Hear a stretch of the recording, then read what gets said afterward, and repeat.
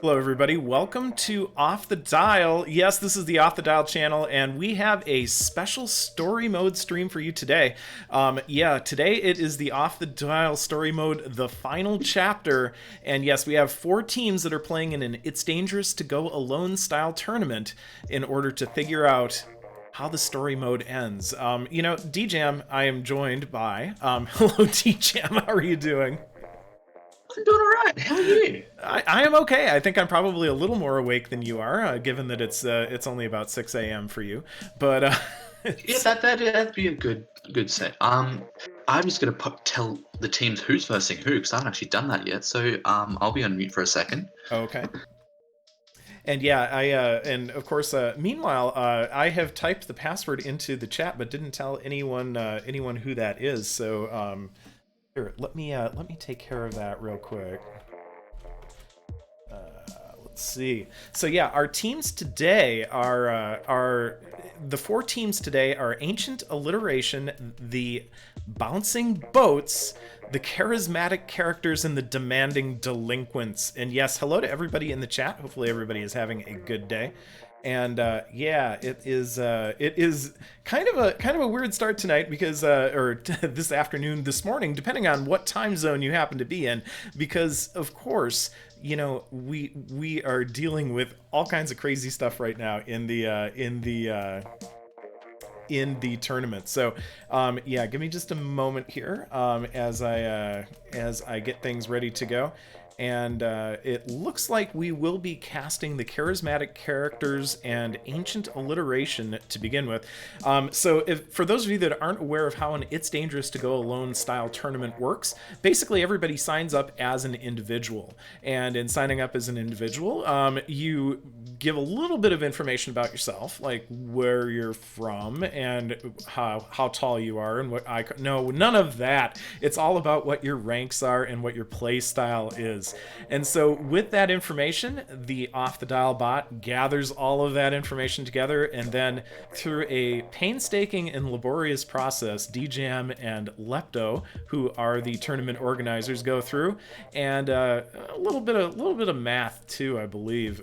They are able to make teams that have fairly balanced playstyle and rank characteristics. And so from there, we get our teams of 4. There are also sometimes teams of 5 that are in there. So we have it looks like we have the Charismatic Characters and the Ancient Alliteration coming in. For those of you that live in the United States and have the History Channel, you know that Ancient Aliens is always on the History Channel because they're always dealing with that. But this is Ancient Alliteration. And alliteration has been part of the deal. Yes, it has been part of the deal for Off the Dial since the very beginning. Yes, all the team names are usually alliterative in nature, and and it's also done that way so that it's A, B, C, and D, and E, F, G, as the case may be, so that we know what is going on. But yes, hello to everybody who's joining us today. It is a special version of It's Dangerous to Go Alone because this is the conclusion to the story mode. The story mode has been going on actually ever since before I started streaming for Off the Dial, and there has been a collection of lore and kind of a backstory going on. And to be honest, I'm not even sure what it's all about. I look at what's going on in the detectives chat, and I'm never quite sure what they're discovering. And then, but I know that DJam knows something about it. I don't know, DJ. I know a little. You might know a little bit, yeah. Just a little, but by little it's like all.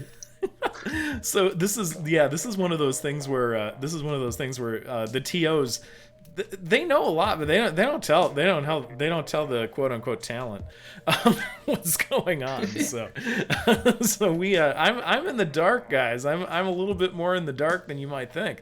So I'm definitely not behind all of what's going on. So now I'm assuming that the alpha is Ancient Alliteration, and the copyright is the Charismatic Characters. So hopefully I would hopefully assume that as well. So NTZ or else it would be Ultra. very Oh my gosh, I'm reading the chat and there's Epic, so I think everybody's here. So yeah, so we got, okay, I'm not even sure who's who, but I'm assuming that this is all correct. So yeah, the charismatic characters, Sisu, Jason, Cake, and Epic. Of course, we got all the names wrong for the brackets, but we're gonna let me flip over. Let's take a look and see what's going. Let's take a look and see what's supposedly gonna go on here, because of course I built all of the team bracket names off of. Oh, and we just lost somebody. We'll give one of our alliteratives a chance to get back in. But yeah, it's yeah.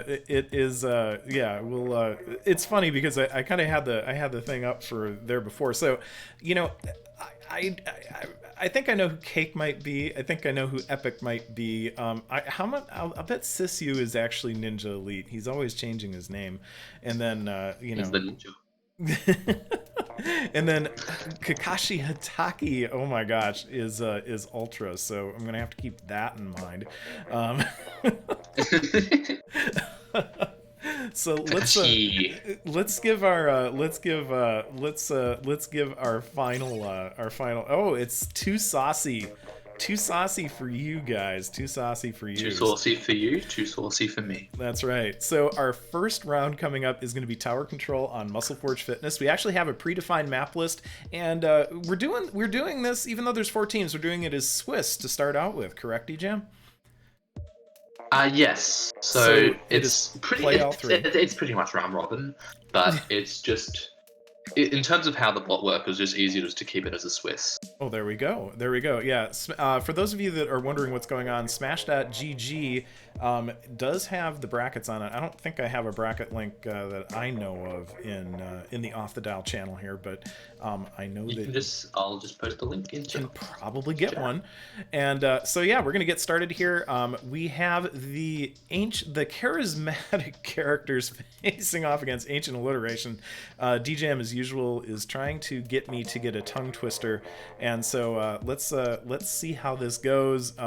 Tower control on MuscleForge Fitness. So let me so this is going to really confuse me because we have Alpha and Bravo a little different. So the A's are on Bravo. This is just going to confuse the heck out of me as usual. So I'm 100% confused. So yeah, this is how this goes.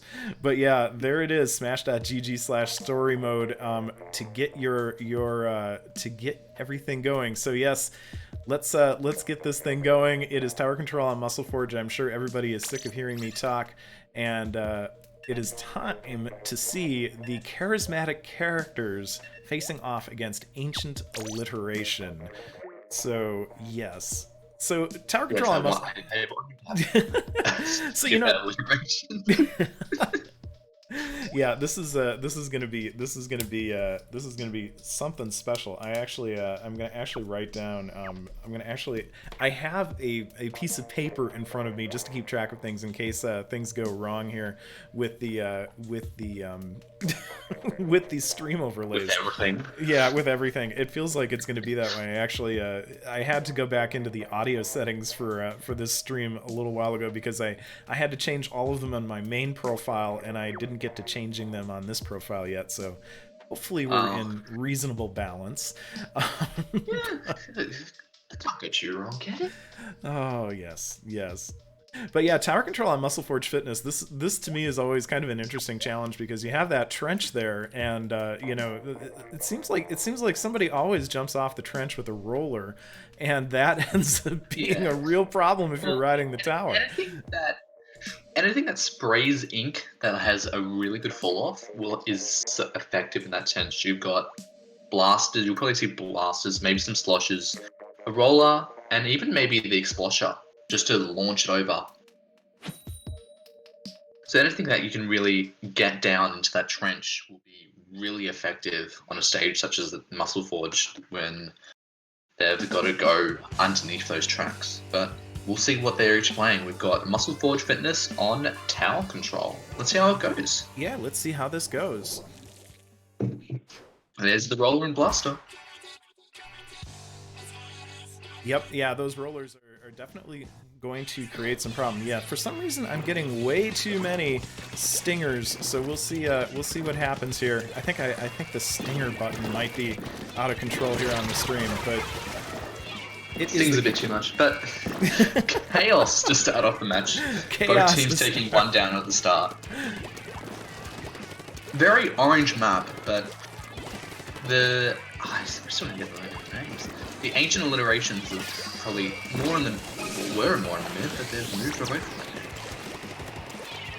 Charismatic Characters hopping onto the tower and stunning the bush, but 1 point isn't going to do you much in the spot. Kyo coming up with the flank, getting stopped by Jason. Jason also pulling up the booyah bomb, shooting it right on the tower, and it's still anyone's game.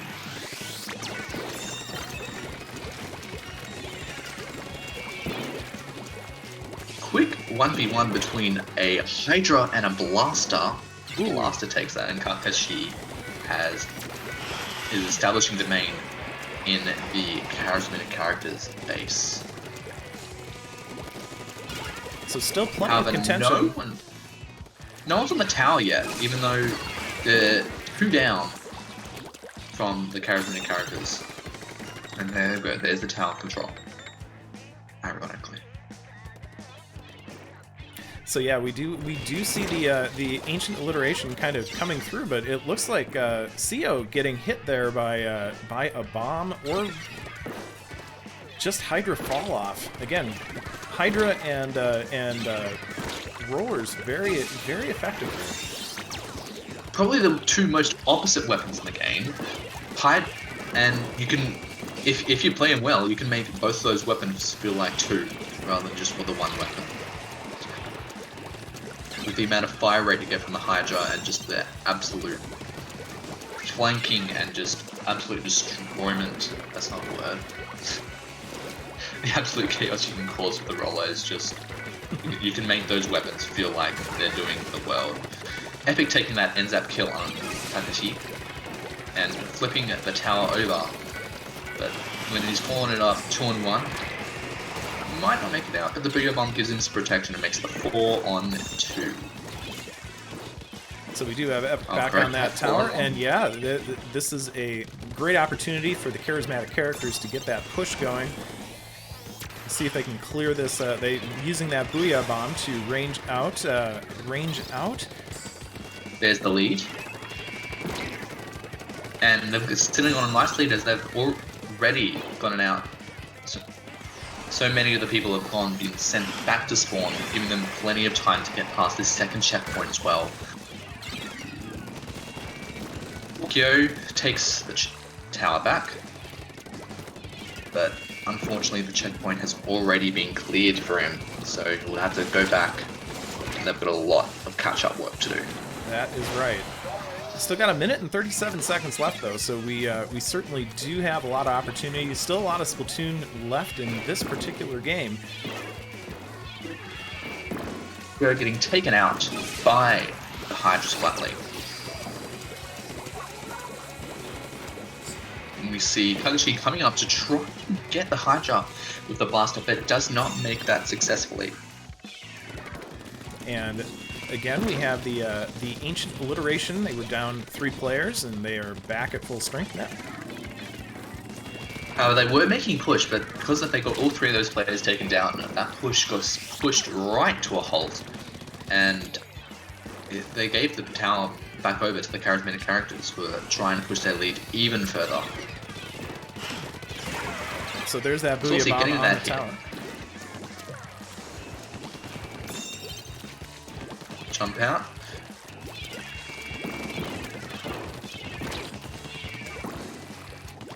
All of the Charismatic Characters are now coped up back in spawn, trying to get some of this turf back.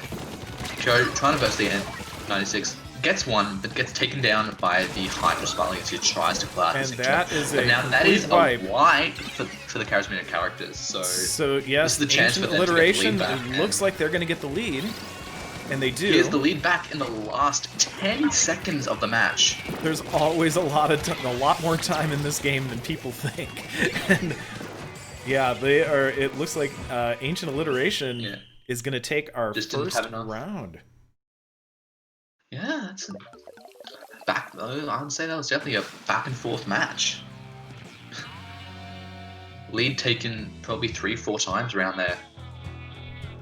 That's right. Yeah, that was definitely a very back and forth type of match, which is exactly what we like to see.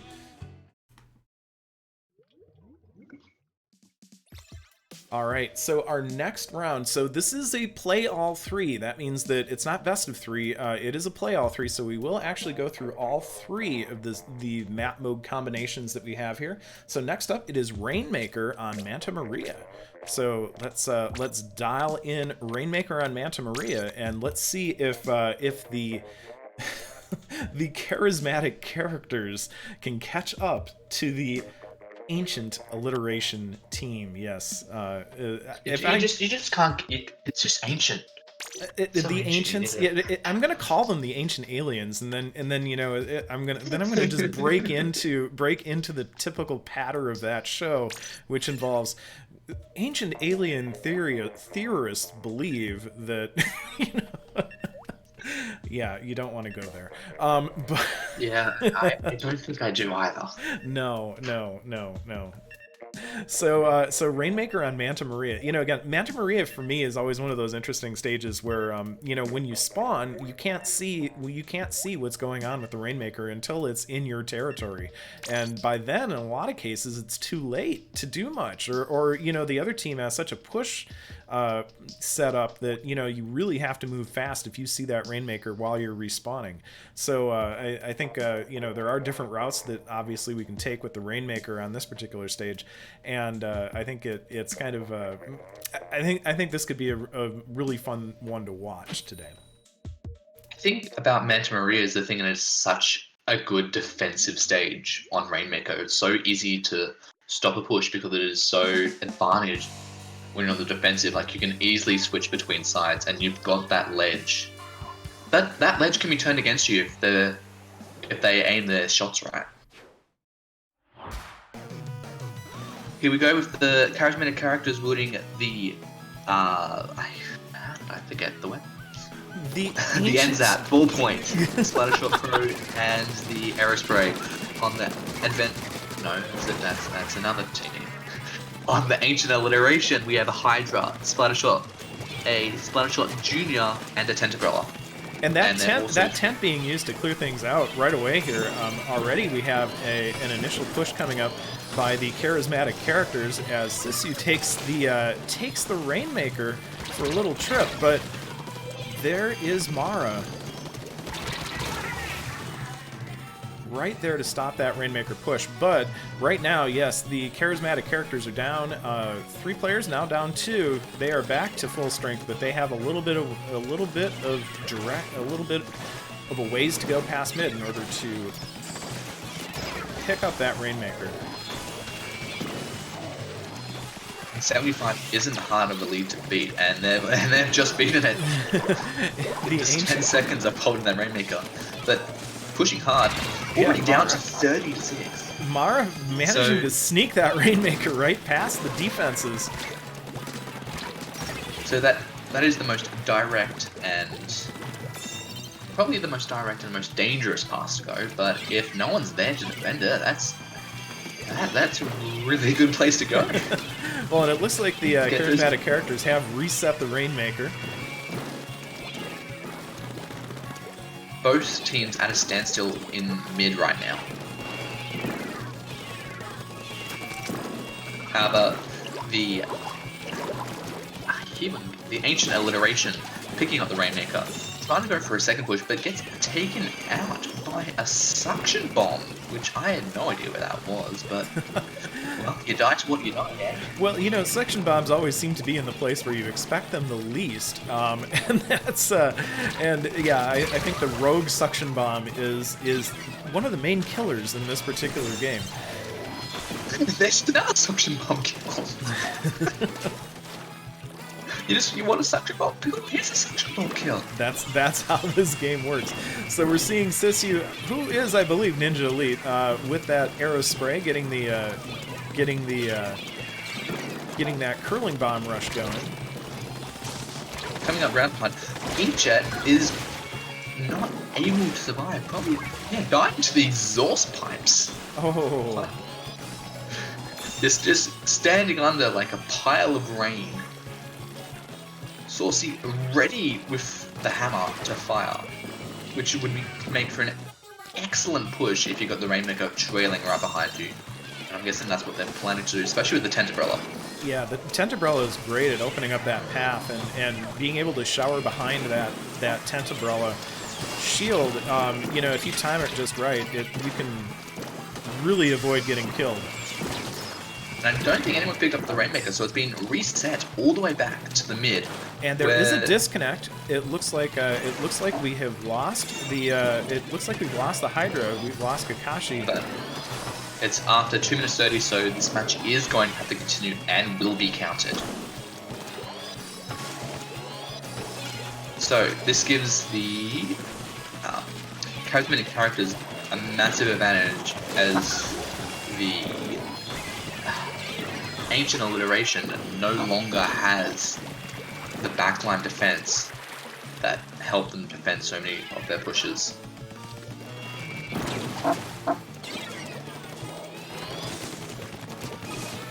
So Kyo decided to sit back, waiting for them to pick up the Rainmaker, and then ready just to pull out his Inkjet, but gets shot. And here comes that Rainmaker push. There's the lead. And they've taken out with the wipe, and here is the knockout. The knockout. The Charismatic Characters taking advantage of that disconnect. Punishing them with it. Punishing them to show that we can do this. We have got the KO. We are still in this. And each team sitting on a really even amount of kills. Yeah, it was a very even amount of kills that there was. So it looks like Kakashi has made it back in, and yeah, so right now it is tied up at 1-1. So let's see how things go on Clam Blitz on Wahoo World. Yeah, Clam Blitz on Wahoo World.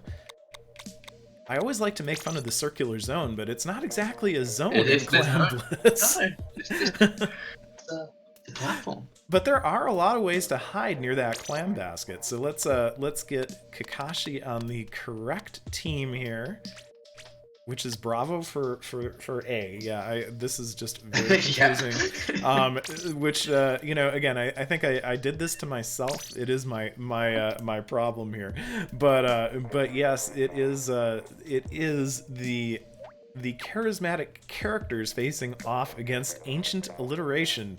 And yeah, this is Clam Blitz on Wahoo World. So yeah, the basket position here is, you know, a lot of times somebody will just be kind of sneaking around the basket, so you can approach the basket from the rear, or you can obviously approach it, you know, directly from mid.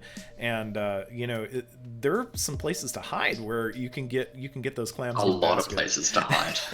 And I've already seen plenty of situations where you think everybody's gone, but then all of a sudden another clam goes in the basket and they hold it open for a longer time. And you know, there's a lot of opportunities for that type of play on this particular map. Yeah, I think what's interesting about Wahoo World in particular is that the drawbridge that goes in and out, which can make that so you can cross it when it's open, and that can go for a very quick shoot into the basket, or it could just be closing and you missed off that push because the underneath is all covered by the other team's ink. So yeah, it can go very quick to any other. Yeah, it is definitely a. There are definitely some tricks to this map.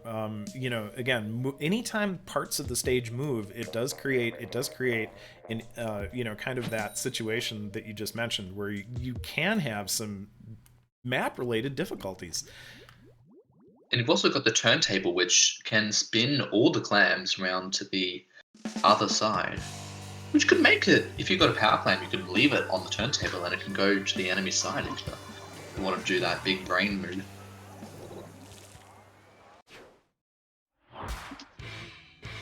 So, on the Charismatic Characters, we have a Blow Blobler, 96 gal, a Heavy Splatling Deco, and a 90 at Enzap. On the... I always get the other team wrong. Not in my head. The Ancient Alliteration. We have a Splattershot, Splattershot Junior, Tenta, and K-Shot Pro.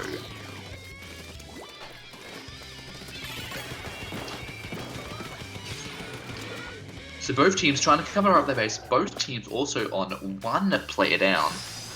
However, the Charismatic Characters are sitting on a very nice collection of 24 clans, getting a power clan in. They've also got 15 more clans to shoot in. Sisu getting some of those clans in, but gets taken out, only being able to throw in one clan, and I believe that will be the end of that push. However, Epic going into their base, I can't see it very well because the camera moved away from him. But having 3-on-1, if you survive a 3-on-1, you're doing pretty well. Yeah. Well, it looks like Epic did get stopped there, but yes, we've got Cake in the back line there with the Splatling, and yeah, it looks like right now the Ancient Alliteration team is got a power clam ready to go, and they are working on that push. They are trying to clear out the other team. A lot of clams. They're good enough to make another power clam if they need it. And it looks like they are trying to wait out that bridge extension, and Kakashi there waiting out the bridge extension, but the Charismatic Characters stopping things with that Booyah Bomb and making that bridge extension. Jason getting that. They all had their specials ready. They could have made an amazing push, but Jason stopping them right before they got to be able to use that special. And Mara coming in, jumping in, getting over, but the Blur Blob was sitting there, but Blur got him very weak, but not enough to kill him. They were able to at least get a clam in there. Oh, there's a couple more clams. Kakashi there. Kakashi. All those clams in. How did you manage that? Sitting into a nice 59 points. Like we were saying, there were some hiding spots, and I think Kakashi was just waiting. Oh, and there's a bomb. And yeah, Sia with that bomb. Yeah, finding Jason with the bomb. It wasn't a rogue suction bomb this time, it was a rogue splat bomb, but... So both teams playing catch and throw with playing paint my square over the center area right now. No team really establishing a clear domain. However, the Charismatic Characters are pushing forward, trying to get some more ink, but not able to get enough to really make that push. Sisu getting a splat onto Kyo, who had a power clan. And there was a Tentacle there, but no player it seems. Again, the Charismatic Characters are sitting on a high collection of clams, but are no longer anymore. No. Only 15 clams to the Charismatic Characters, and, well, there was a lot of clams to the other team, but not anymore. Well, how quickly it changes.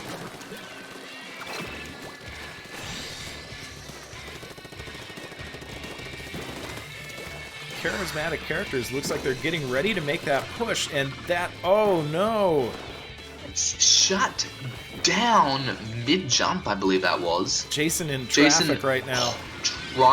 Stretching out his inkling hands, trying to get the power clamp, but does not manage to grab it, unfortunately. Gets shut down before he even gets there. Cake doing a nice job holding things down, but this is definitely playing to stalemate right now. Both teams sitting on a high collection of clams right now, 22 to 26. However, with the Ancient Alliterations having 2 power clams.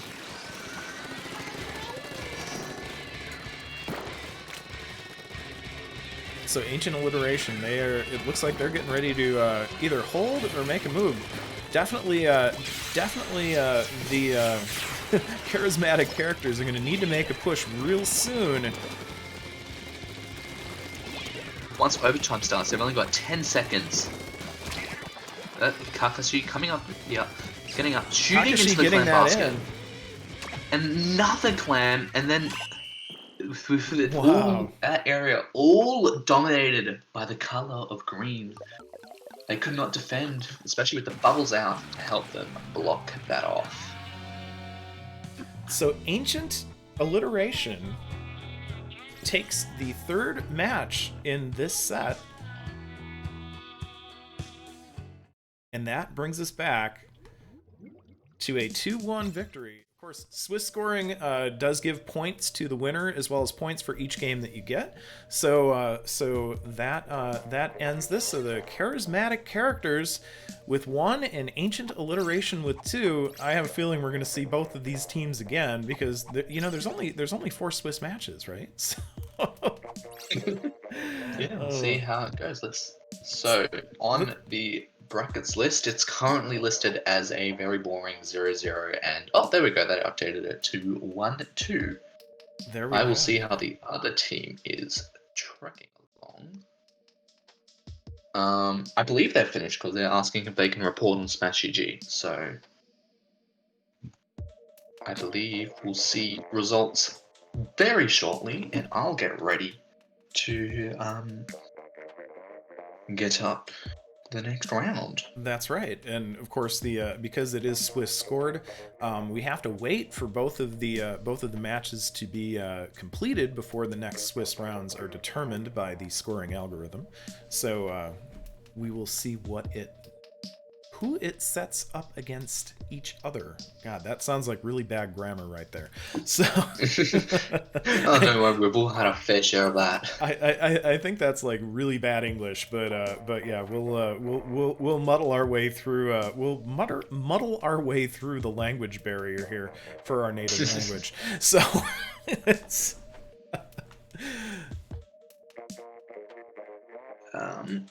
So yes, we are waiting on the scores from the Bouncing Boats and the Demanding Delinquents. Let's see if I can get this thing to refresh. Every once in a while, it doesn't want to refresh.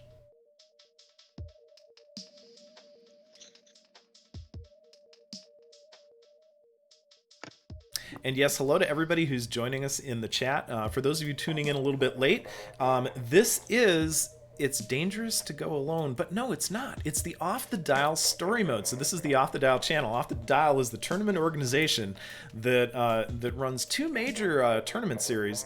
Of course, there's It's Dangerous to Go Alone, which is a free agent style tournament, and then there's the Weakest Link, which is more of a team-oriented tournament.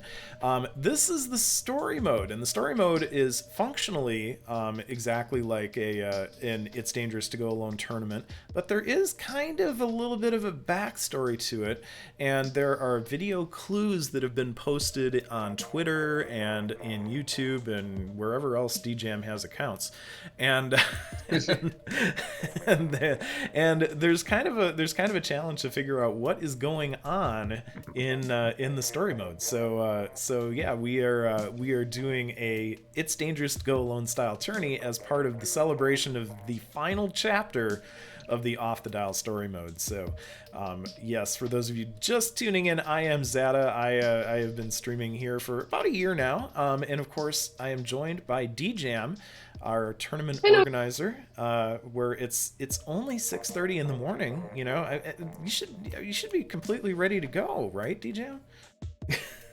Yeah, I'm raring to. I am jazzed. So I have a question in the chat. The other team bracket isn't being streamed. No, so there are 3 Swiss rounds to start things out, and we are streaming one of the two matches in each of the Swiss rounds, and then there will be, I think it's a best of 7 finals. It's a best of 7 finals. Yeah. So yeah, we just completed preliminary round 1. We are moving on to Swiss round 2, where we are waiting for the algorithm to determine who will be playing whom. Once we know whether the Bouncing Boats or the Demanding Delinquents have achieved the epic victory. Oh wait, wrong game. Hey, and it looks like we just moved over to round 2. It looks like the Swiss scoring has been calculated. So DJam, we need to figure out who we are streaming. We will be versing the Bouncing Boats and the Ancient Alliteration, but in the opposite order, because otherwise that will just be more confusing with Bravo on Alpha and Alpha on Bravo. Shoot. Okay, fine. I'll flip them so that A No, no, is no, no, on. no, no. I'm saying, you can make it so it's Alpha and Bravo. I'm saying, on the website, it's flipped. It's B is at top and A is at bottom. I see what you're saying, yeah. And for those of you that are watching the stream, you can see that we do have the bracket up. And yeah, DJM did post a link to story mode. What is going on in story mode? And yeah, I'm kind of in the dark a little bit. I know that there's like predators and prey, and I think Arnold Schwarzenegger might be coming out. Um, or maybe Jesse Ventura. I don't know. We'll find out. Oh no! both of whom became governors. Can you imagine that? Yeah, after doing Predator. But yeah, welcome to the United States. Bouncing bones, bouncing boats. What is a boat? I don't know. Bouncing boats in ancient alliteration will be next. Same password, because I didn't bother breaking the lobby. So let's see pass.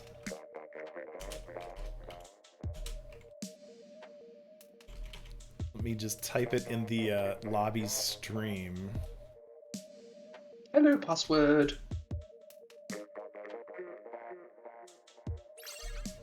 There they go. They are on their way in. Is DJam Australian? DJam, are you Australian? Yes. I have to say that I believe I am. I seem to recall that on your Twitter once you had, like, in your bio it said like proud Australian or something like that. So Yes, I think I still have that, actually. I have in my bio Splatoon tournament coordinator, 100 team member, video editor, phone photographer, proud Aussie, tweets my own opinions. oh, proud Aussie tweets my own opinions. Oh my gosh, yes, we are getting everyone in here. Here are some familiar faces. For those of you that have been hanging out in the It's Dangerous to Go Along and Alone and Weakest Link. Oh my god, what happened to my voice? And Weakest Link streams. You'll recognize a lot of the folks here. So yeah, we've seen the Yeet, we've seen Mihal, we've seen Ghost Station. Painter is here, so yeah, it's kind of a fun. It's a lot of familiar faces, which is one of the most rewarding parts of this particular tournament organization is that people come back for more, which makes it a lot of fun.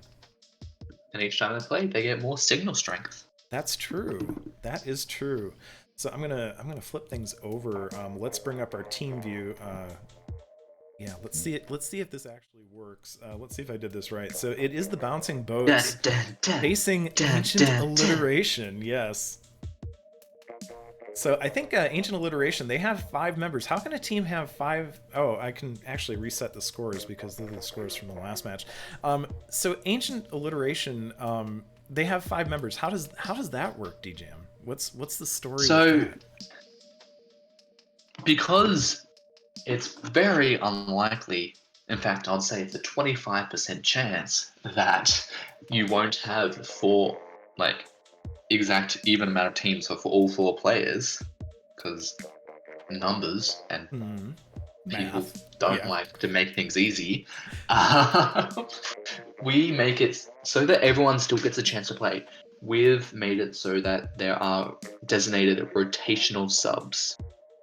So on a team, that has 5 players. There'll be a certain amount of players. Could be 2, could be 3 players that are listed as a rotational sub. So these players are of similar ranks, and then they have to rotate with each other at the end of each round. So at the end of the last round, I think Mara was playing. So that Mara will now not be playing, and instead Vut Cam will be playing instead. Okay. That makes sense. So yeah, so that way, and so the subs are then designated based on the combination of rank and playstyle. I would take it. Yes. The rotational subs. So Mara is back. I'll ask about that.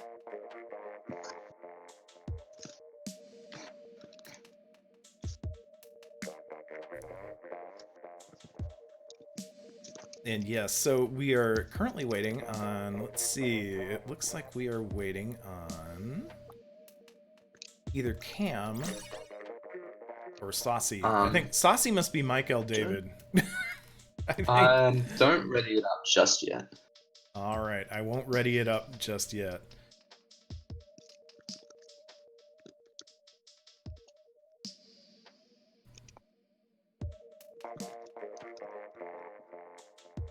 Yes, the fun part of it. Oh, yep, Mara has just backed out, so it looks like it would be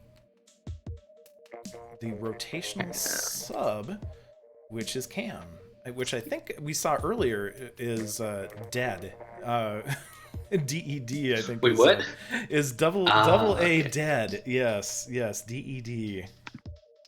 So if anyone's curious on the rules, I am posting them into the chat right now. And if you want to follow along with the bracket, it is smash.gg/story mode.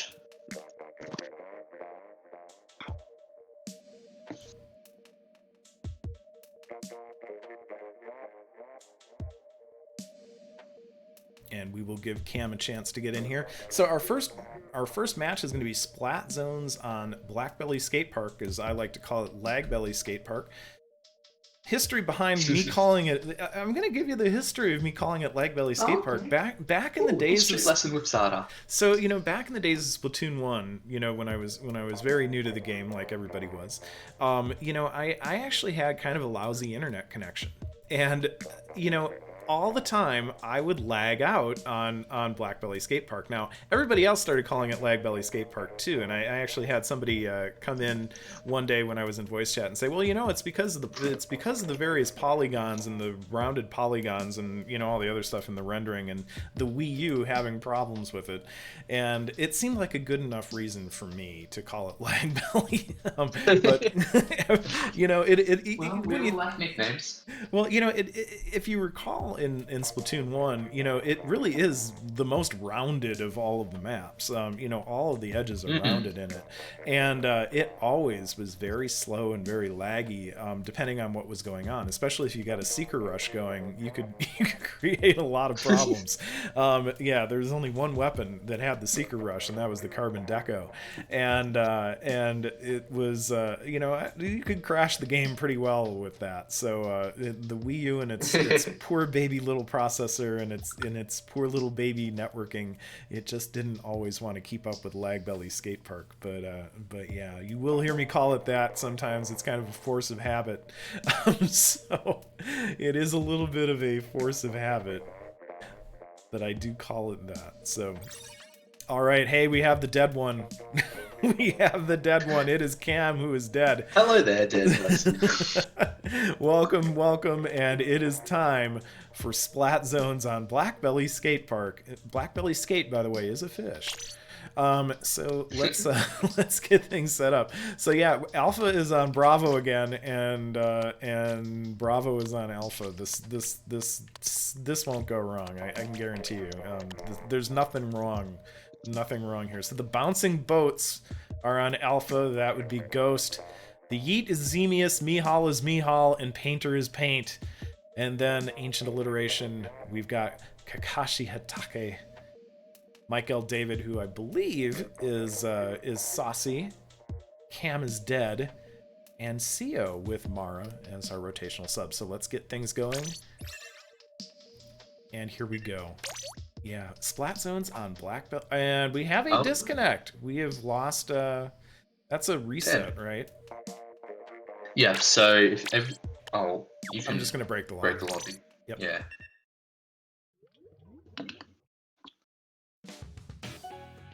All right. So let's. I'm gonna remake the lobby with the same password. So give me just a second to do that. And of course, we have a.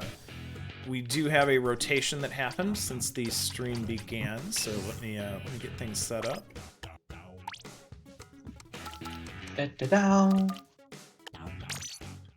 All right, lobby coming up, and the lobby is available, so we should be good to go. Let's move back in.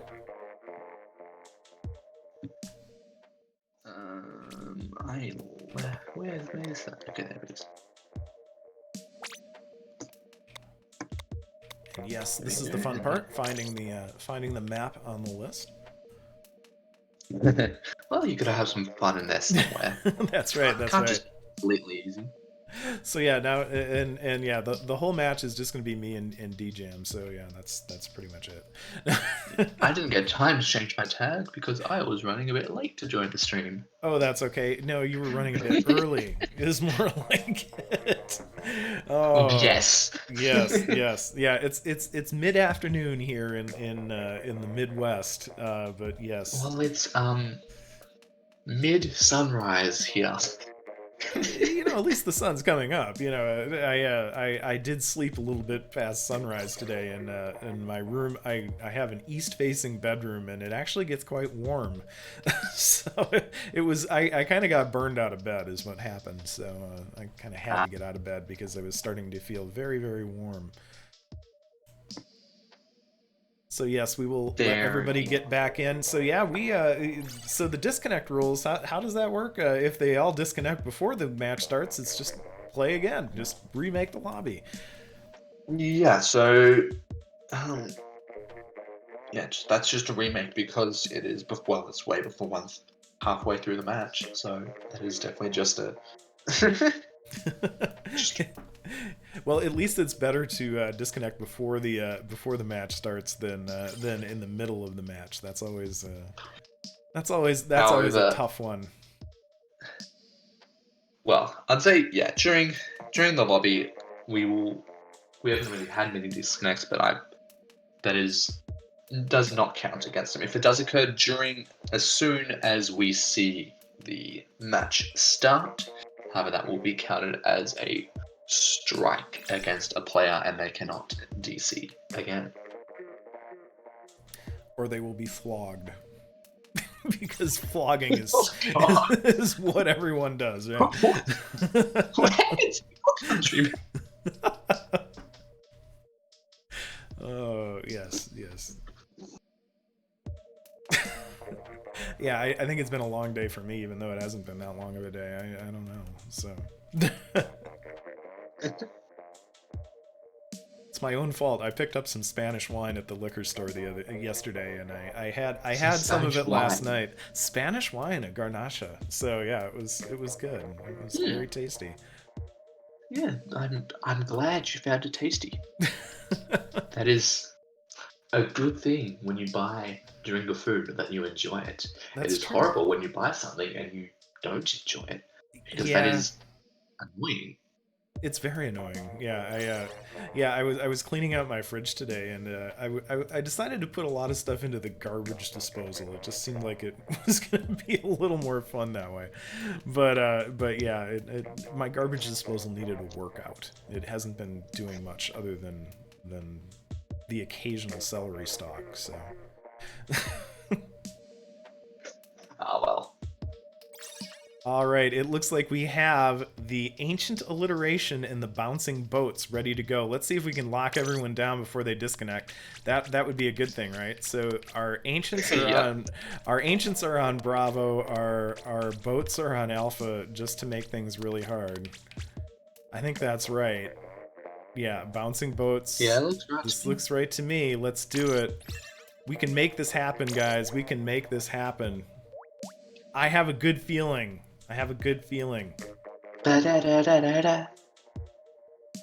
know, sometimes it's that internet reset that just does everything. I was talking to somebody the other day, and you know, they reset their internet and everything was fine right after that. So you know, sometimes, who knows? I think you just need to it needs to talk to the internet service provider again and say, hey, give me a new address and fix me, and then it gets fixed. So I want help. Please help me. Give me my food. That's right.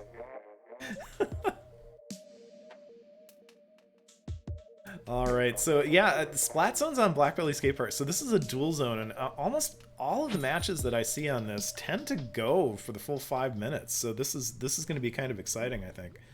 It's not easy to just get, like, a lot of the other dual zones. You can very easily get to the other zone, like the Reef. It is literally right next to it. But Splat Splatoon on Blackblaze Skate Park, you've got that big, massive pillar splitting the two apart. So, on the bouncing boats, we have a carbon roller, a splatter shot, a sploosh, and a tri-slosher. Very close range weapons. And then on the Ancient Alliteration, we have the Hydra, a splatter shot junior, and an octobrush. That is a new weapon we've seen from the Ancient Alliteration. And Ghost getting taken out by Saucy's splatter shot junior.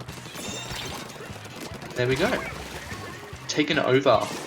Alliteration has taken over the lead, but only by 1 point. Mihal getting that ancient splat. And the Octobrush trying to splash him out of the sky, but the Octobrush doesn't really have the most range in the group. Mihal trying to 1v1 a Hydra when a Hydra's firing at you, not very successfully. The only way to do that is to get behind the Hydra. Otherwise, you're gonna have some real problems. And hope that they can't flick with the Hydra. That's always scary. Or get fall off. But again, that doesn't really matter as much when you're trying to get behind them. Kind of as I expected, we're seeing things pretty even with the zones. I would say very even to the 1 point difference right now. Yeah, exactly. And it's just kind of going back and forth between the teams. And so yeah, it looks like we do have the boats working through their penalty, and they have worked through their penalty, but immediately the counter gets stopped. Falling down to only 1 point. Mihal getting that splat onto Dead. Very nice. Coming down from the pillar and saying, "Oh, hello there, you wasn't dead this one, Dead." And yet another control change, and there is a lead change as the Ancient Alliteration takes a little bit of a lead, but they are mostly down right now, so this is time for the Bouncing Boats to take over. And now they're mostly change down. got flipped immediately.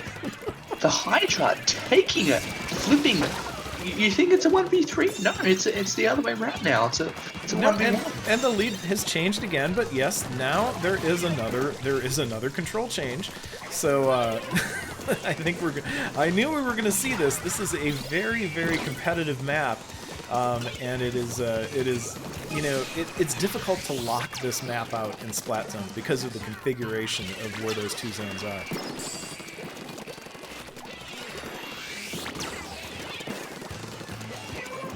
All teams are dancing around the pillar right now.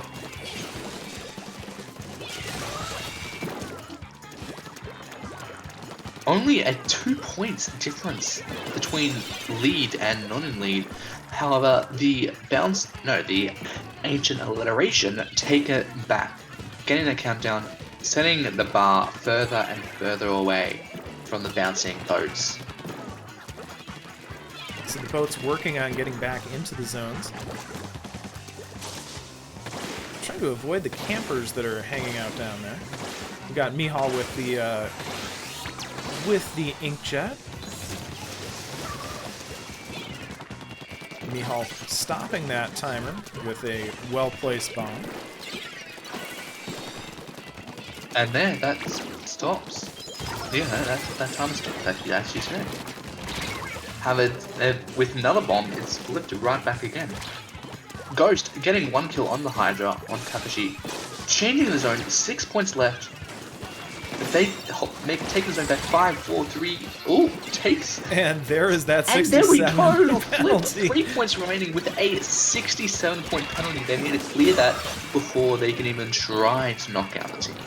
And here comes the counter push. It looks like one zone is for each team. We'll see what happens here.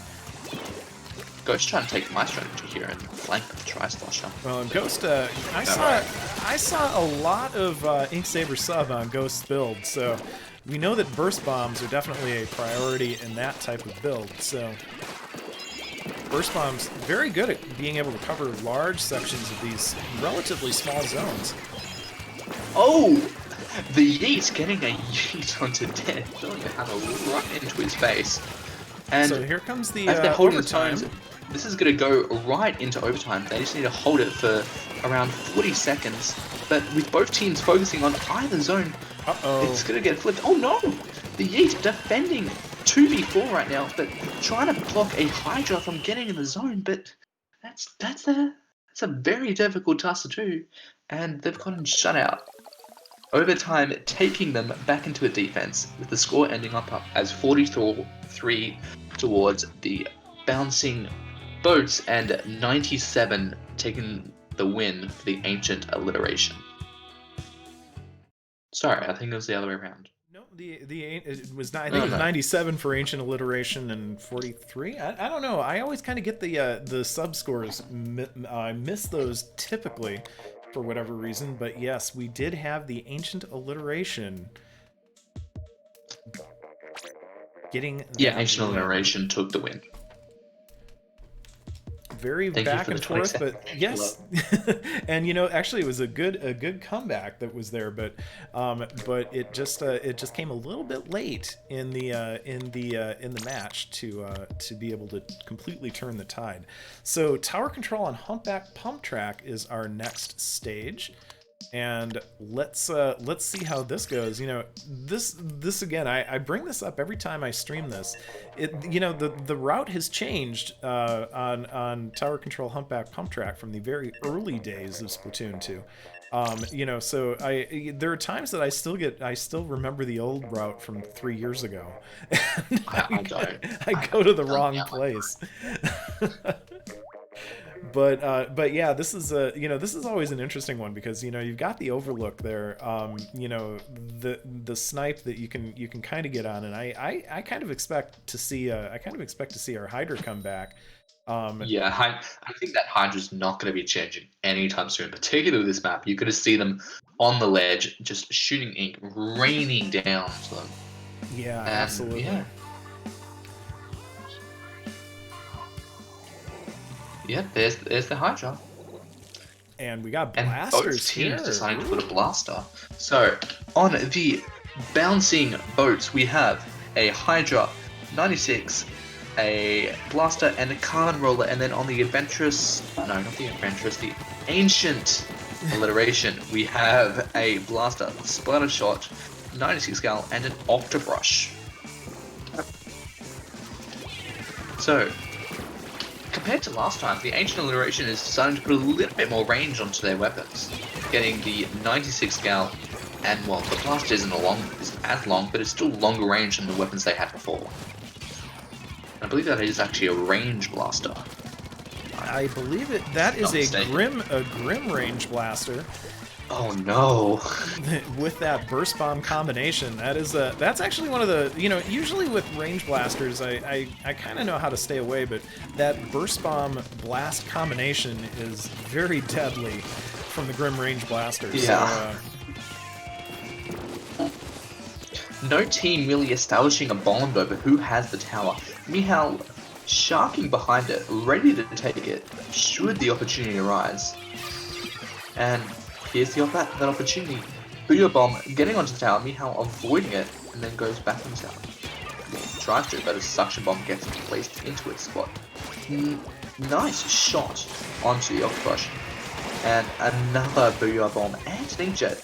It's actually coming round the flank, getting it onto Mihal, stopping that push, and now it's a 4v2 for the Ancient Alliteration. So here comes that counter push by Ancient Alliteration, but it looks like they're, well, I'm not surprised. They're running into some resistance there at that first checkpoint, but it looks like they are going to clear it and take the lead. Mihal getting one blast shot, but Booyah Bomb saying, "No, I want to live, buddy. Don't kill me now." But no, Inkjet takes out Saucy. And now, it's a blaster battle between Mihal and not a blaster battle, because Dead want to say no. You didn't want a blaster battle. Gotta fix my Octobrush first. But Dead getting caught on caught in the very margins of it. Yeah. It's probably not. It's not the right name for it, but I could not think of the actual proper call out for it. The penumbra of the. No, that's a complete wrong term. Completely out of context. I think my team would get very confused if I said that. Yeah, that's right. The umbra or the penumbra from the eclipse of the Booyah Bomb. Yes. my fifth grade astronomy is coming back to me now. Now the bouncing boats are now taking the tower, getting further along, but are they going to? With only 2 left, I don't. They might not be able to take the lead back. It looks like they're going to get that lead. And there we go. There's the lead, and they're sitting on the second checkpoint, getting some more points down, but all of them getting taken out. So that was a great counter push by the bouncing boats there. They are back on the tower. They are continuing that push. Saucy trying to stop him with that K-52.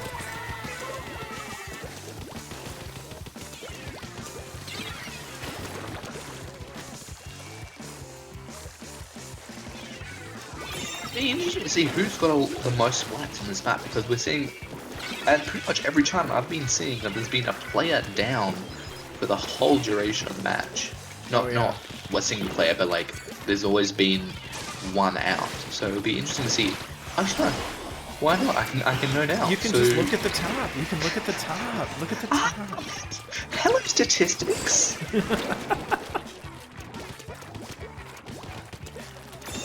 And yes, welcome to Endgame TV1. Thank you for that raid. Welcome to Off the Dial. We are doing an It's Dangerous to Go Alone style tournament.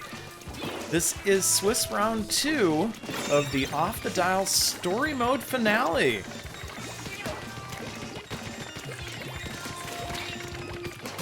Hello there. I hope. I believe Endgame TV was streaming in the zone today. Well, so this time we're on the zone where the tower is the zone. So, this is a very long push. They took the lead down back to 49. 1 point, however, they've got a long path to go if they want to take down the lead. Yeah, but they don't have to clear the checkpoint. They only have to get to the checkpoint and stay there for a little bit longer. And as long as Ghost can stay on it, here it is, and that is one left. The bouncing boats. Job. The bouncing boats. Able to get that 1 point that they needed. And yeah, this is Swiss round 2, so this is play all 3, and we are about to see the third to see who wins this particular round.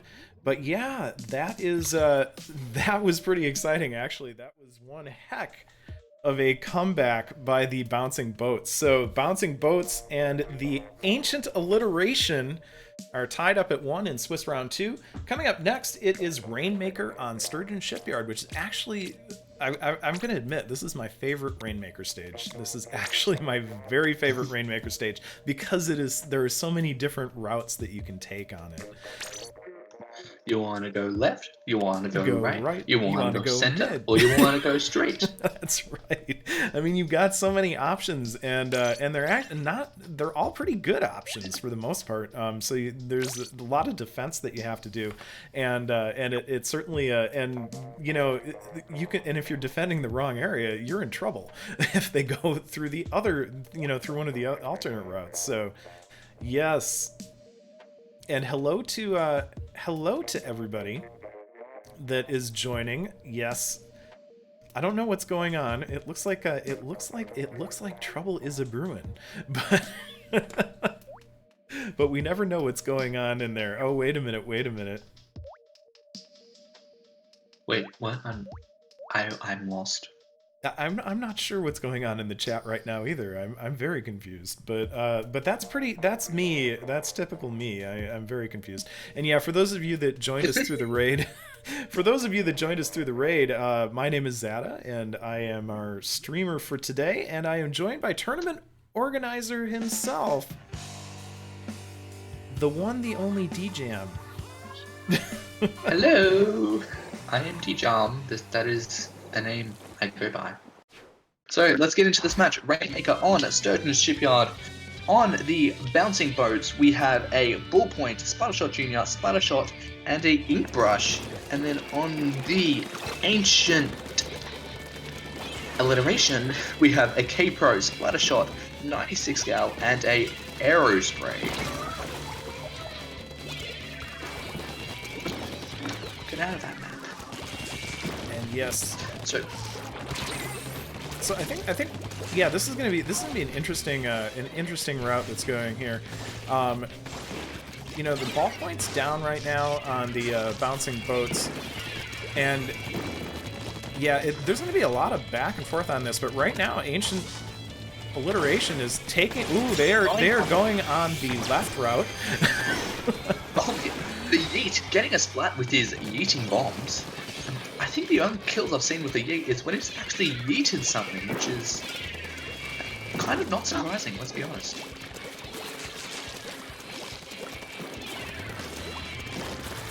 So both teams standing at quite a standstill right now with the Rainmaker resetting. However, the bouncing boats have collected the Rainmaker and have gotten a dominance of color onto the battlefield.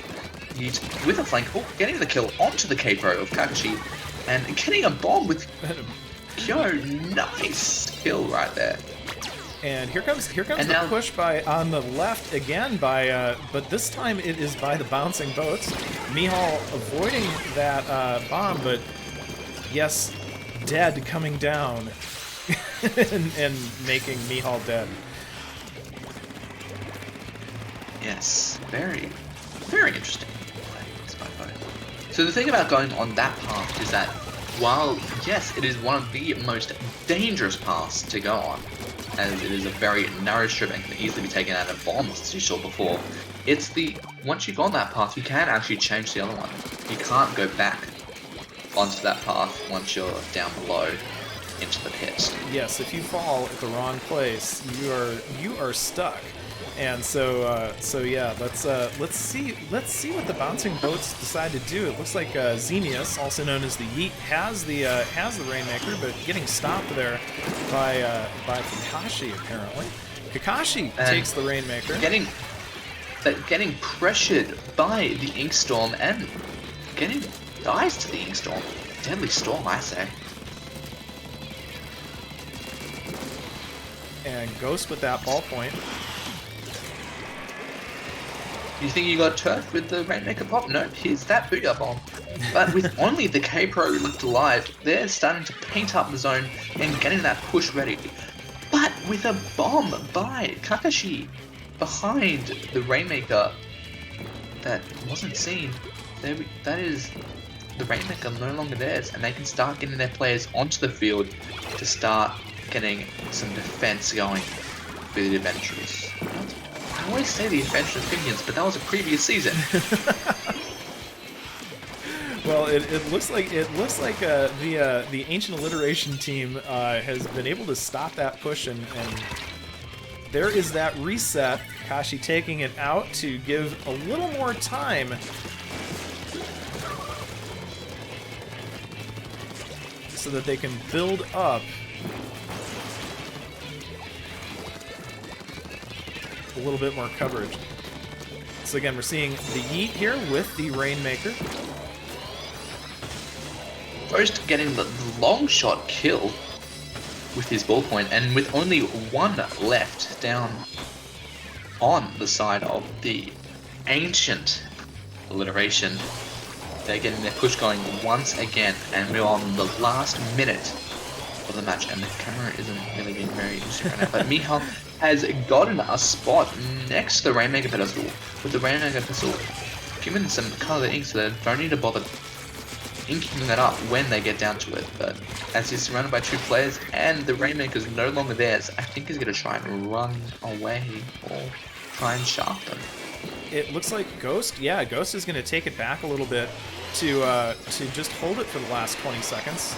So we'll see how that works. But with Kakashi coming up here with the capo, trying to dance around the tower, maybe make a last minute push, but getting cornered is going to be taken down and get it unless the... They're going to need to blow that now. And they do. Oh, and there we go. So here comes the overtime push by Ancient Alliteration. We saw this before, that the Ancient Alliteration did take the push back when it was on tower control. So we'll see how it goes with... Oh no, was it... I forget. We have seen some overtime takeovers before, and it wouldn't be surprising to see one again. But with the Yeet getting right up into his face and gets the kill, gets the splat onto Kakashi, and that will be the end of the match. So that one is going to go to the bouncing boats.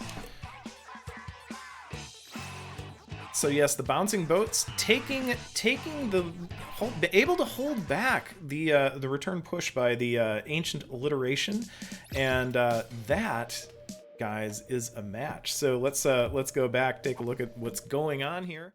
And so yeah, that is going to be the end of this. So with the score of 2-1, we have the bouncing boats over the Ancient Alliteration in our in Swiss round 2. So we have Swiss round 3 coming up next. Let's take a look and see what's going on in the brackets. And yes, apologies to everyone. It is Smash.gg brackets, and they're always fun to see what they are trying to show. So we will see how that goes. So it looks like we're just waiting on score reporting right now. The other match going on right now is the Charismatic Characters facing off against the Demanding Delinquents. You know, those delinquents, they're quite demanding sometimes. So, you know, we have to make sure that, you know, Indeed they are. They stay under control. So, but yeah, that's where we are. So we just watched the Bouncing Boats take the set against the Ancient Alliteration. Back in Swiss round 1, we watched Ancient Alliteration take the set over the Charismatic Characters. So so yeah, it, you know, kind of very evenly matched from what we've seen so far on stream, but that's kind of by design, isn't it, DJam? Yeah, it's made so that teams have the most equal chance. That's not really grammar. Teams have an equal chance of winning no matter who they are. So you could enter this tournament as a C- player or as an X, but don't expect you're going to get necessarily an advantage because you're X. You'll probably do better than your C- player, but as a team, the key thing is having that communication and learning how to develop that communication with your whole team, because really knowing it's not just you. It's not you're not a 1-player team. You're a 4-player team. It's dangerous to go alone. That it is, and you know, it is dangerous to go alone. And yeah, one of the fun things that I enjoy about this particular tournament series is that what we see, you know, all of these different ranks, you know, getting thrown together into a team with usually less than 24 hours to prepare for the tournament, and you know, we do start to see some really good teamwork, and we you know, we get to see some good stuff starting to happen on each of the teams as they progress. So I think that is one of the most rewarding things about streaming and watching, and you know, I'm sure for the folks that are playing in the tournament is that, you know, you get to see how those teams come together and start to gel, and get some of those wins. Indeed. So we just have the Charismatic Characters and Demanding Delinquents only have one match left, and so they're getting close to wrapping it up. In the meantime, we've got a bit of time to talk. A little bit of time to talk. Oh no, am I going to find out more about the story mode? I don't know. Police v Bouncing Boats, I believe, won that match. Yes. The Bouncing Boats? Yeah, it was the Bouncing Boats won 2-1. He said the thing. What is the thing? The thing. The thing. The thing. The story mode. Dun, dun. The story mode thing, or was it something else? So the story mode works by about this time last week, or I think it was a little bit later. we started releasing lore. So currently and totally, there's 2 clues for you to decrypt. There is 2 posters. You're not going to be able to show them in stream. If I just send them to you now, I use Hunter. I might be able to get them up on this. I think they're both in announcements. Let me take a quick look. Let's see if I can break the stream while we're streaming, because that's what we love doing around here. So let's see. Let's go into announcements in the Off the Dial server, and let's see. I see the first. There should be 2 posters. Okay, so the first one is the Join Predator on the good old Twitter. Of course, I'm not logged into Twitter on this particular system, but let me open this up. Let's see. Open image in new tab. Let's get the new image.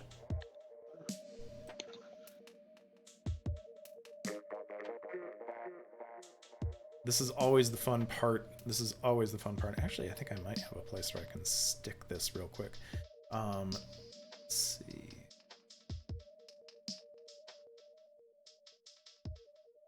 So, with these clues, the job of the detectives, and anyone can be a detective, or you don't even need to have the role. You just need to say, "Oh, I'm interested in the story."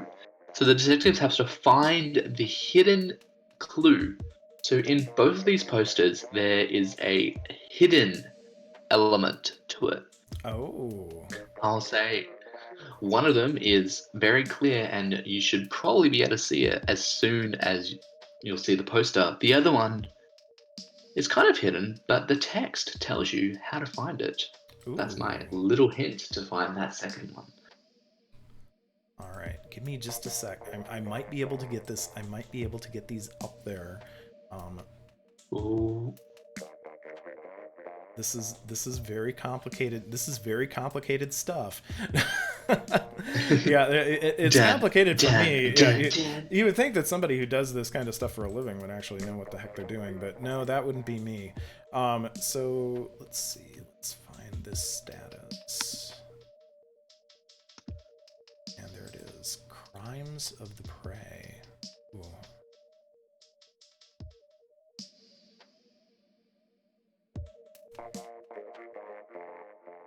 Took me a second there because I saw that you revoked one of them because it had white space on the side, so I have to make sure I get the right one in. I don't know why it did that. It was like I tried to make it so it had an alt tag, but then it gave it that white space, and it's like, really? What? Well, let me see if I can get this set up here.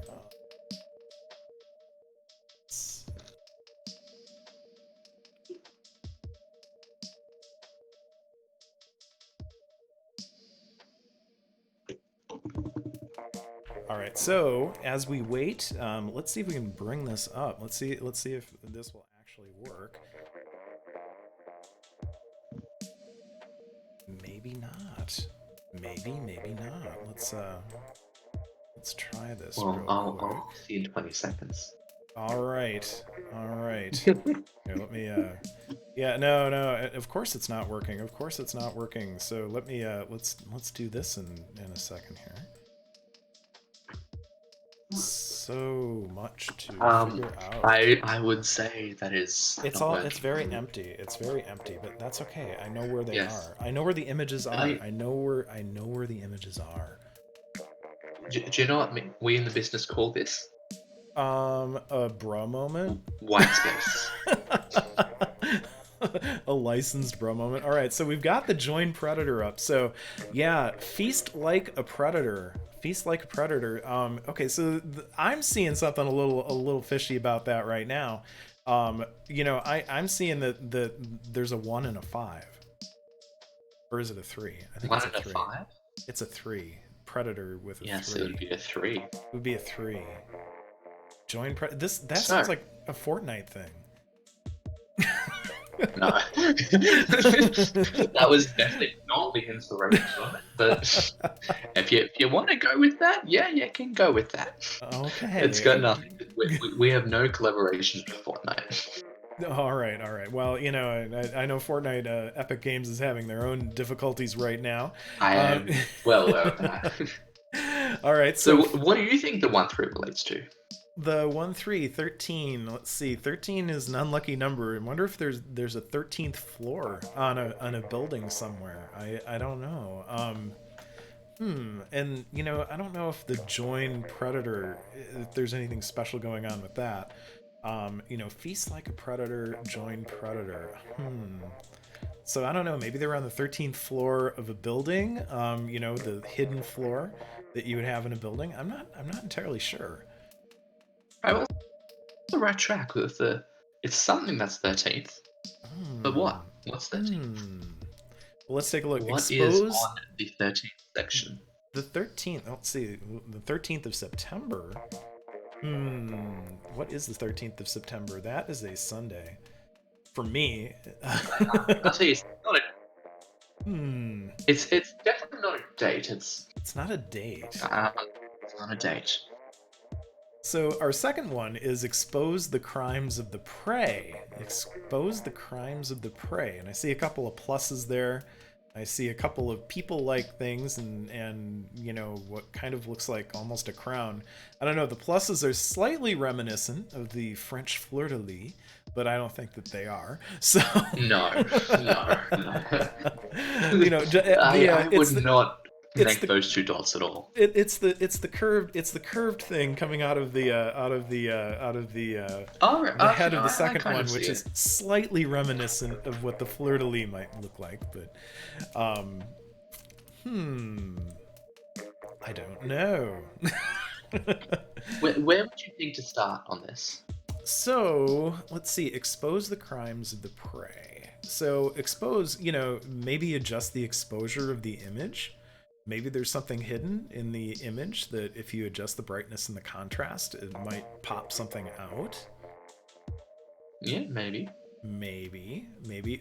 Are you using steganography in this too? Do I have to run this through a steganography program so that I can pull out I have data no idea what is this steganography. glitches in the JPEG encoding that actually turn Oh into a no, it's coded not. We message? did nothing in the actual coding of the individual files. It's you can Hmm. it should, as long as you got the actual file, because compression sometimes happens on platforms. It should be fine. Things should work perfectly normal. So expose. Well, of course, I don't have Photoshop on this particular computer, so I wouldn't be able to do a quick image adjust on it. But maybe I could. I don't know. Are we still waiting? Are we still waiting for stream status? I think Um, we are. Yeah, I feel like we're killing a lot of time, but I don't. It doesn't bother me that much. We can see how lovely my skills are here.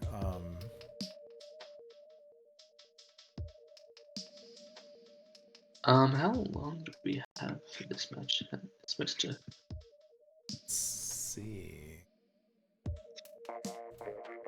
Well, okay, so they've got 5 minutes, or else it's going to be determined as a tie. All right, But oh, they've already. I think they're about to. they're They're about just to wrap it up. confirming the scores now. Listed as 2-1, but it's there we go. It's unconfirmed. And our next match we haven't seen. Okay. We haven't So seen here's the the thing. delinquents yet. But we have seen it. They're versing Ancient Alliteration, who was seen every other time. That's an interesting quandary. You are the tournament organizer, so you get to decide how to resolve that. I'm just the talent, and that, And I hope you guys can hear the quotes around the word talent. So it's gonna have to be. We're gonna have to see the Demanding Delinquents as they're last on the leaderboard right now. So let me just get that message known to everyone else. Just give all me right. a second to do that. And yes, it is the same password. DJam and I are still in the same lobby. We've managed to stay in the same lobby for this entire time.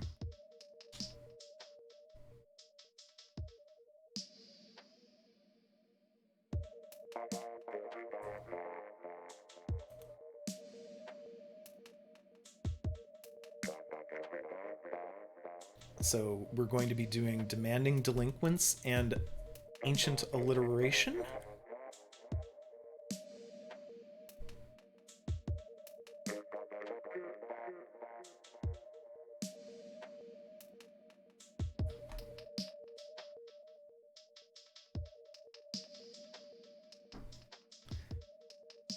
And yes, this is the off the dial story mode. Hopefully you guys have been intrigued as I have. I'm not entirely sure what I'm looking at when it comes to some of these things, but let's go back to our bracket view, and see what's going on. So yes, we are getting into Swiss round 3. Again, it is a play all 3 style, which means that even if somebody 2-0s the other team, there is that extra chance.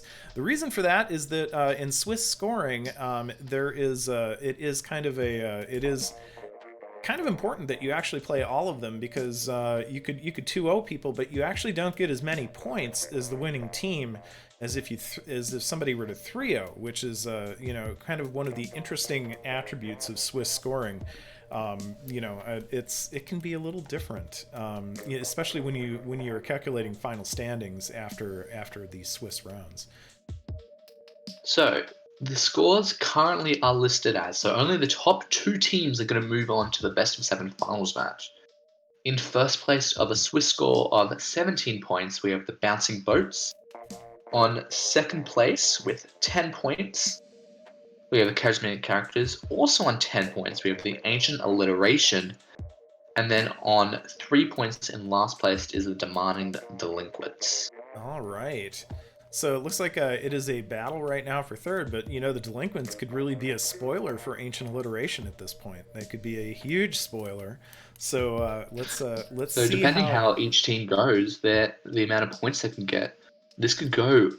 That second place spot to go into the finals is still up for grabs for either team. That is true.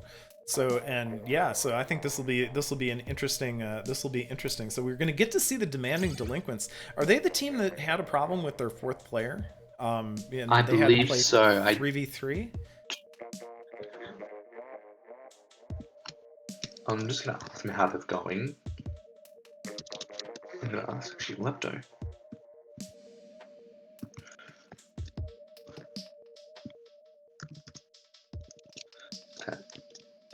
How do they go with their fourth?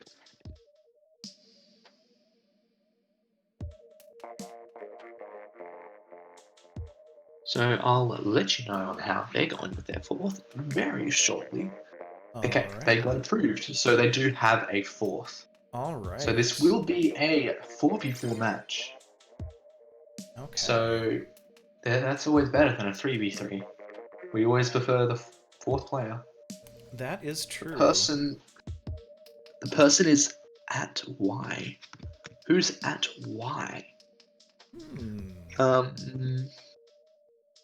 They're after hours. Okay. After hours.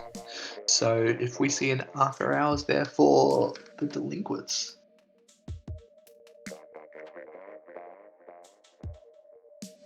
So let's see how these teams go in the final round of the Off the Dial story mode, the final chapter.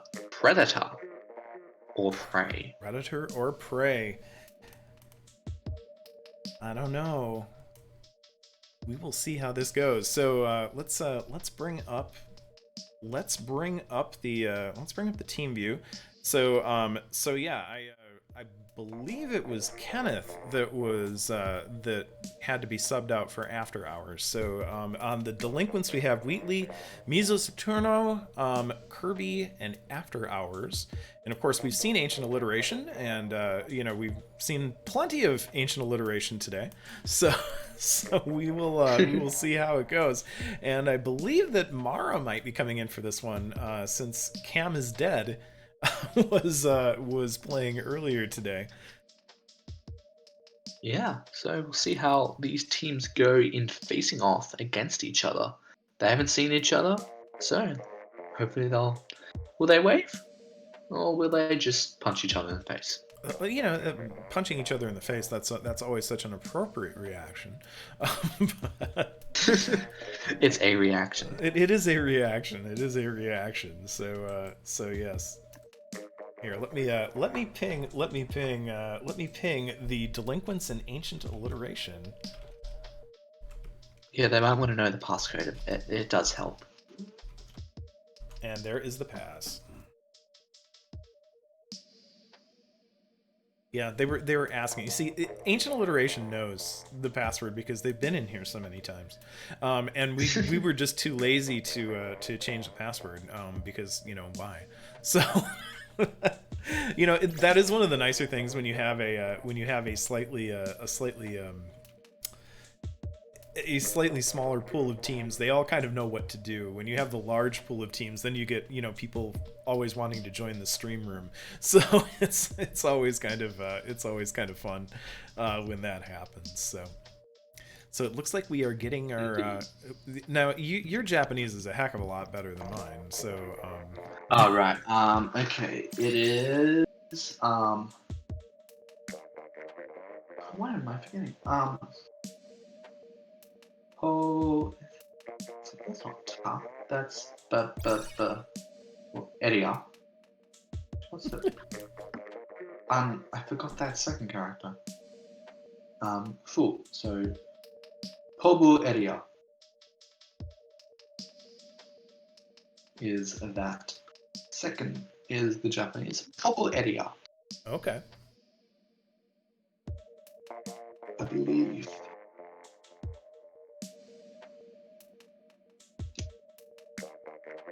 So it looks like we are waiting for one of the ancient alliteration teams.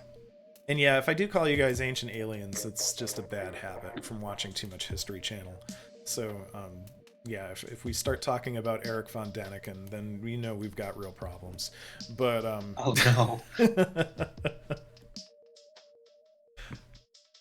And yeah, so for our preliminary Swiss round 3, it is going to be Clam Blitz on the Reef to start things out. Then it will be Splat Zones on Piranha Pit, followed by Tower Control on Gobi Arena.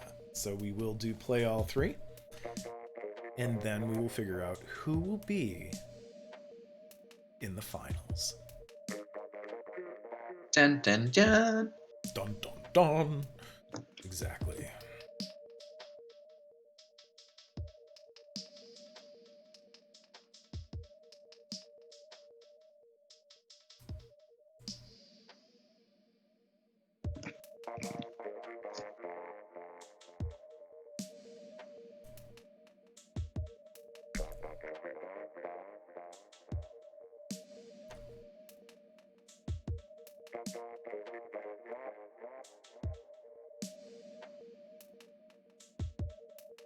We're seeing that Wheatley is ready, and it looks like the 4th for Ancient Alliteration is on the way, and there is Too Saucy. That's right, we are ready to go. This is the Delinquents versus Ancient Alliteration. Yes, they're demanding delinquents. No wonder they're saying, hey, we're ready. It's our turn. Let's go. Yeah, let's go. It is Clam Blitz on the Reef. Let's set these teams. So Ancient Alliteration, again, will be on Bravo. Bravo. And here we go. It is the demanding delinquent. I'm gonna end up coming up with some other word at some point for the demanding delinquents. It's gonna end up being something like the dangerous delinquents or something like that. So well, whatever works. Whatever works. They're the D-delinquents. That's what they are today. So yeah, I couldn't fit it all in. It would have run right off the screen. It would have been very bad. I as somebody who works in in a combination of IT and graphic design, I always hate it when the design drives the data, but in this case the design has to drive the data a little bit. All right. All right. Here it is. We have the Demanding Delinquents versus the Ancient Alliteration on Clam Blitz on the Reef. On the Demanding Delinquent side, we have a Splattershot Junior, Splattershot Pro, and Perry Julies, and an Octocrush. On the Ancient Alliteration, we've got a K-Pro, a Hero Splattershot, Splattershot Junior, and a 96 Gal. So we haven't seen too many dualies today. This is actually, you know, watching Kirby here with the dualies. This is kind of a fun surprise. I don't know. It's odd. Usually, I think I usually see a few more dualies, but today it doesn't seem like we've seen quite as many. No. Maybe trying to follow the meta. There we dualies don't really fit in the meta that often, unless you love to get up into someone's faces with the Dapple dualies. Well, of course, I have been seeing a lot of Googlers recently. You know, Glugas, I don't know. Glugas are a pretty strong one, but yeah, I don't see him that often. Now, one thing that I do want to point out is that in the recent patches, you know, the Splattershot series, not the juniors, but the regular ones, and we do see a hero shot, were buffed slightly. So you know, we might be seeing a few more Splattershots here and there as we go on. Well, the adventurous... It's been 3 rounds and I still don't get the name right. The Ancient Alliteration has always been using the Splattershot, as far as I remember, for this whole tournament. So that person is very comfortable. And here we go. First Power Clan, holded by Yara. But with a map of very much orange, Kirby takes the Power Clan, but there's just too much orange there to do it. And with Yara the only one left alive, that push, it isn't happening, buddy. Yeah, that push kind of got broken up a little bit, and the hammer almost able to stop it, but, you know, the hammer can be a very finicky weapon sometimes. And yes, I know it's called the Ultra Stamp, but I prefer calling it the hammer. So... Hammer. I'm going to call it something that it's not, and I'm going to sound authoritative doing it. So, and it looks like we got a bomb kill there. So it looks like Kakashi with the K-Pro here is kind of getting ready and trying to keep things under control there. So we're halfway through the match. This is a play all 3. Because we are still in the preliminaries, however the next game will be best. Next round will be best of 7. And the Ancient Alliteration get the first points in, and they've got a very colourful orange.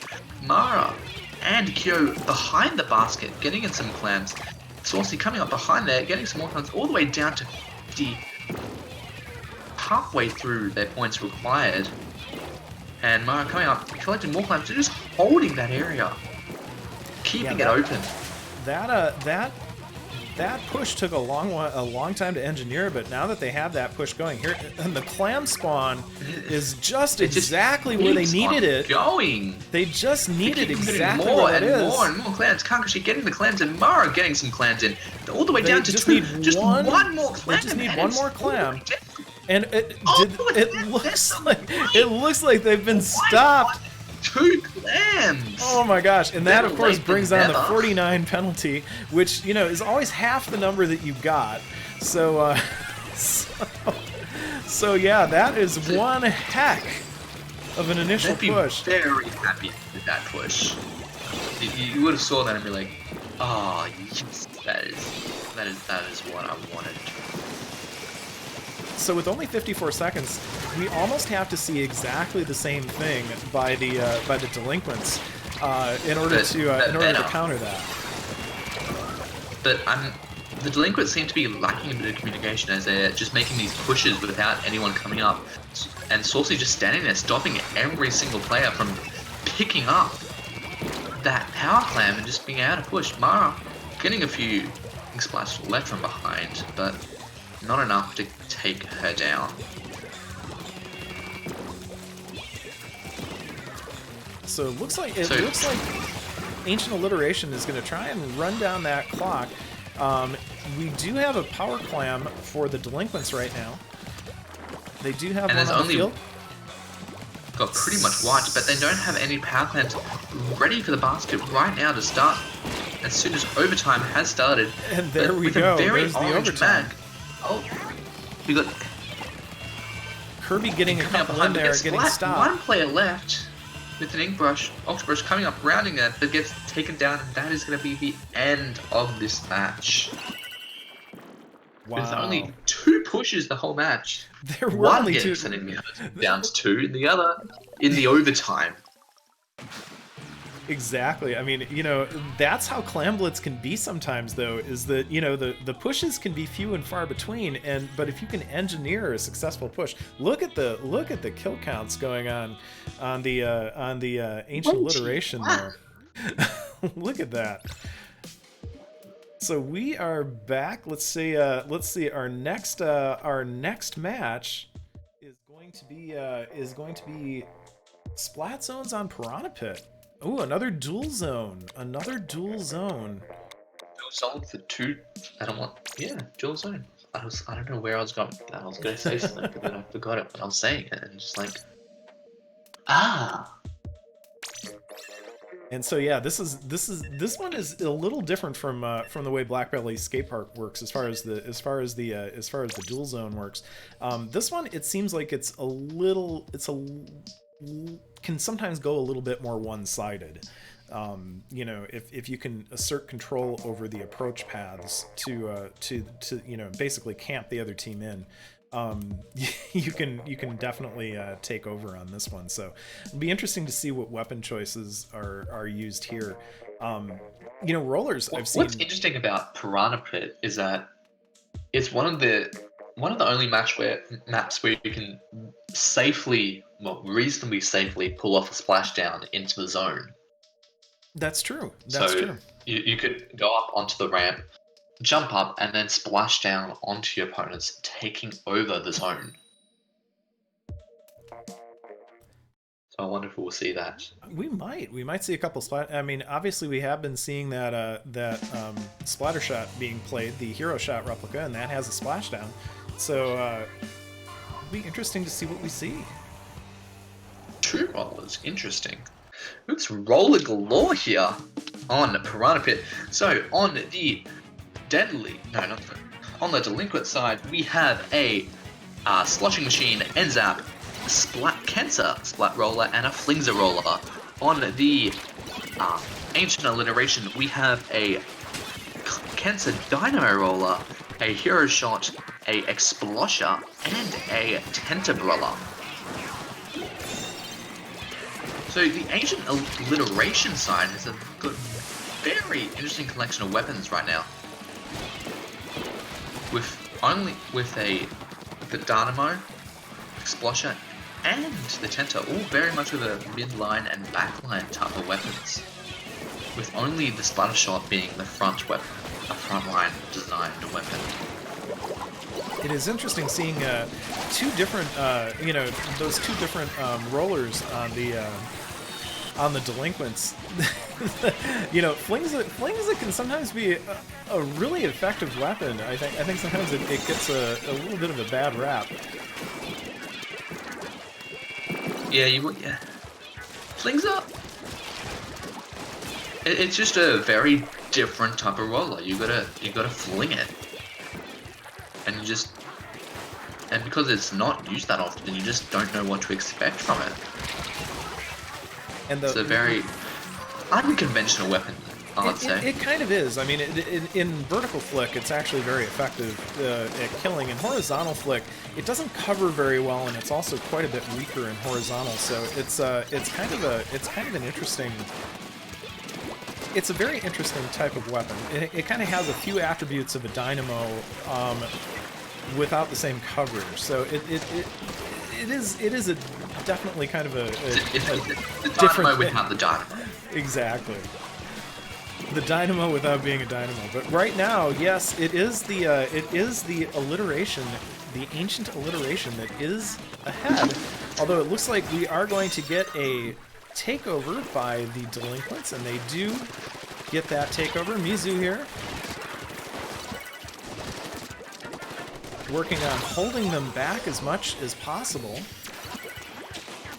But Mara with that explosion. And the Booyah flipping over both zones because they're already hardly covered. Getting their penalty counting down from what was to be 22.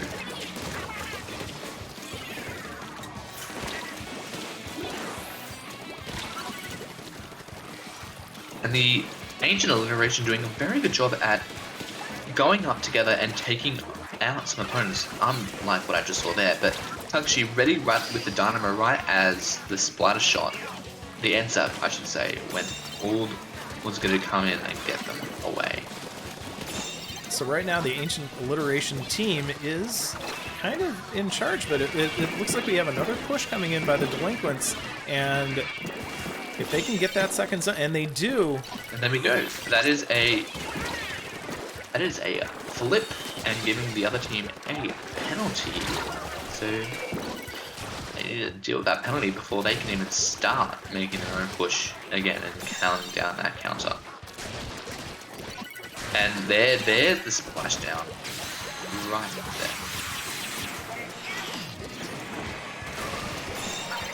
there. And they're down 3 players with only 1 remaining, so the Adventures of Fumians take the zone back once again, holding it and getting rid of their penalty. Just keep on chugging away at those points.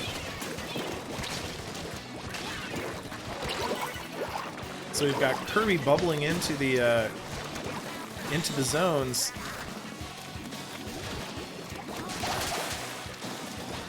And the zones being finicky as usual and not wanting to cap. Again, I've shared my theory on splat zones. If you cover the corners, the zone will cap, but if you don't cover the corners, it won't.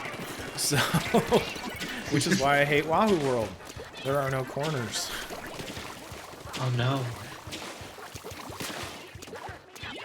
But yeah, we're seeing we're definitely we're seeing that flip.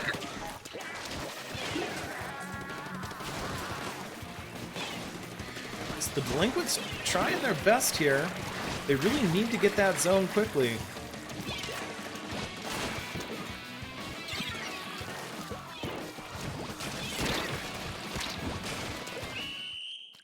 And there we go.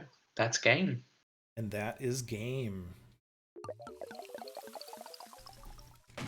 So in our Splat Zones match, it is Ancient Alliteration taking the win. And that will bring us to our final match of Swiss. So we still got 2, it's 2-0, but because there's a play all, we will be doing 1 more match because every point can make the difference. That's true. Every point can make the difference. So this is the Delinquents' chance to be a little bit of a spoiler. So next coming up is Tower Control on Gobi Arena. Gobi Arena Tower Control with that big vertical drop. In that area where, you know, if you fall off the tower, you've got problems. So our very last match of the Swiss rounds, this is the dangerous... I'm sorry, they're demanding. I guess they are dangerous too. They're dangerously demanding Delinquents are facing the amazingly ancient alliterative team. And this is Tower Control on Gobi Arena. Yeah, I'm gonna give you 3. Oh no, people with crashing Wi-Fi in the chat. I know how that goes. So what would be interesting if the charismatic characters. If the bouncing, is it bouncing birds or the charismatic characters that are in second? Okay, if the charismatic characters do come into second place from the other match, so they get more points, it'll be interesting to see because their bouncing boats and charismatic players are doing their match against them right now. So that match they'll stay together and be extended to a best of 7 instead of their play all 3 that they're doing right now. And of course, in best of 7, also known as first to 4. I think I don't know. I always get confused by all of the rewriting of history. It's just starting to confuse me quite a bit. But here we go. Tower Control on Gobi Arena. Let's see what these teams are doing. So, on the Demanding Delinquents, we have a Jet Squelcher, Enzap, a Kensar, Slut Roller, and a Clash Blaster, and on the Ancient Alliteration we have a Grim Range Blaster, a Splatter Shot, a Flinzer Roller, and another Enzap.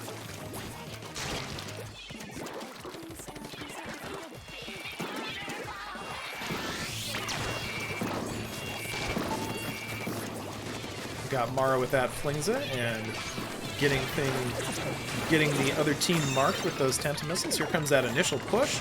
Coming out by the Ancient Alliteration.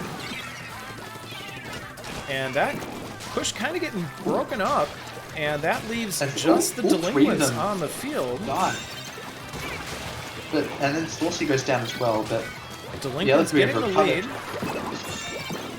Kirby with the bubble blower, managing to hold back the Ancient Alliteration, and yes, bombs galore, creating some problems on the tower there, and stopping that push. It looks like the counter push is on right now. Both teams, well, were at full strength. Now they're both at 3. We are seeing a little bit of trading going on. Now 2 down on the Demanding Delinquents, so the Ancient Alliteration are going to start their push. Now they're 3 down with Yara, the only one left alive. The Clash Master, pretty weak, but then gets taken down as well.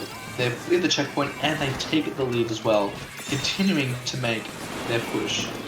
Yeah, but those Delinquents, they jumped back on that tower and forced it back the other way. We've got Kirby chasing. Ooh, and Sio there with the 10 attack. Stopping the roller madness.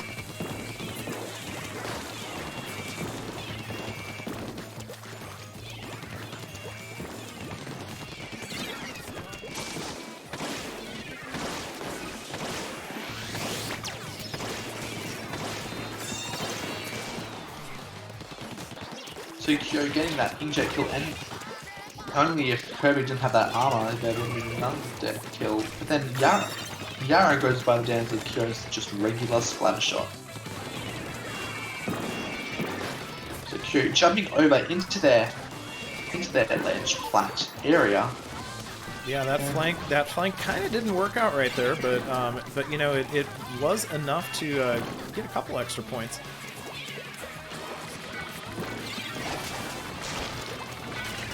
.75 isn't too much of a push, but they've already cleared the checkpoint, and that checkpoint is can be a difficult checkpoint to clear, but the next checkpoint that they've got to clear is even more difficult.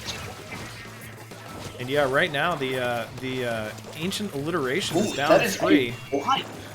On the Ancient Alliteration. So this is the perfect chance for the Delinquents to get their push in. But that means Kirby the going down are all cramped up together, and so they're actually quite together, so they can, even if you do get wiped, you can create a really good defense from that because you're all And there's together. the lead. There's the lead. The Delinquents getting the lead, getting it to 56. Heavy resistance by the Ancient Alliteration. It would be a smart idea to back off now while you still got the points so you can gather together and not be completely open when the whole team gets back here. Because at the moment it's a 4v2 situation. And they're going to start making a push on So a here comes very that counter push. clean. And ooh, Kirby with that mid-air kill on the Inkjet. Nothing like getting hit by a roller while you're in mid-air, while you're on an Inkjet. I have to say it is. The Delinquents It is are an doing a really unfortunate good job of experience. keeping them back. This is all defense right now. They could be hopping onto tower, but with not any ink covering the ground that they're on, gets splattered by Kyo. And Kyo nearly getting another, although it does get the jet. But pushing the tower. Oh my gosh, this is Are gonna we be. going to send this into overtime? This is gonna. It's in overtime. And then Are they going to be able Cody to stop it? and takes the tower. It ended at 56-56. That means the team that was ahead first. This could be a Delinquents win. It is a Delinquents win. The Delinquents taking the third match, snatching it from the jaws of Ancient Alliteration. Wow. So the Ancient Alliteration it doesn't get much closer than that. Oh my goodness. So it is going to be up. So if the Charismatic Characters win their own match against the Bouncing Boats, unfortunately, the Ancient Alliteration aren't going to be moving on due to, I believe, it was their initial seeding, because so it comes down to their ELO placements at the start of the match. Ooh. Unless the did the Charismatic Characters and the Ancient Alliterations face off? Oh no, so no, the Ancient Alliteration will move on because they won against the Charismatic Characters. So if it is a tie, the Ancient Alliteration will move on to the next round, but we'll have to see how that goes. So that is the end of Swiss Round 3 for this group. So that was Tower Control on Gobi Arena. So yeah, let's see who is going to be continuing on. We've got so we just need the official reporting from Ancient Alliteration Demanding Delinquents. We just saw it here. It was 2-1 for Ancient Alliteration Demanding Delinquents. We're able to get that last round at 56-56. They were able to stop that push by Ancient Alliteration and take that third match. So that was pretty exciting. And yes, if you do tie it in the very end, you don't actually get the tie because Splatoon does not allow a tie. The game does not allow a tie. Here, buddy. It does not allow a tie. Even in Turf War, if you manage, and this happened to me in the last few months, both teams get the exact same score, Team Alpha will win. They will not allow a tie. So I happened to be on Team Bravo. So it was very sad, but it does happen. So yes, we are just waiting to find out who is going to be moving on. We need the scores from the Bouncing Boats and the Charismatic Characters, and then we will know who will be going on. It was seen.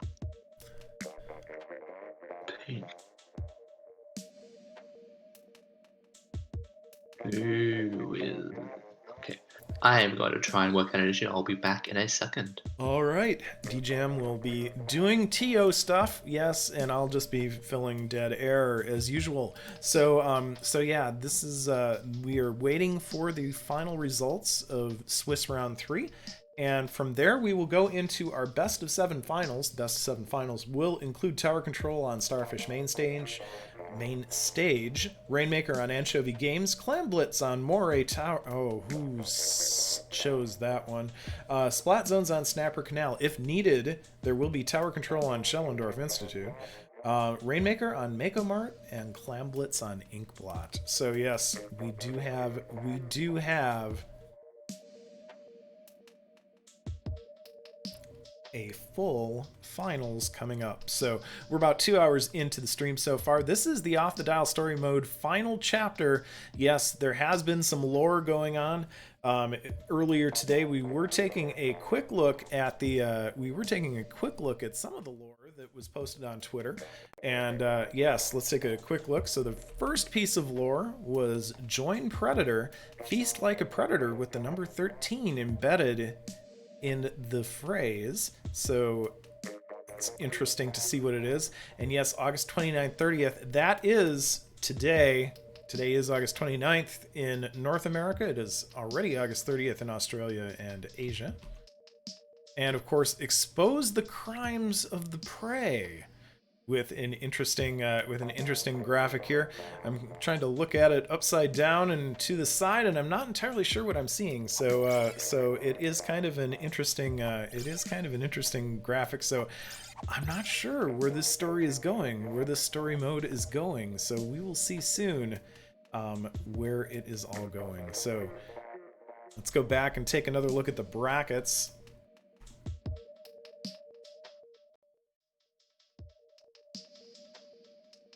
And yes, we are waiting for the final reporting, or are we? Do we have the final reporting? Is it there? It looks like the bouncing boats have taken their set, and the ancient alliteration has taken their set. That means that we will be moving into the finals. Let's take a look and see. Let's see if we can get there.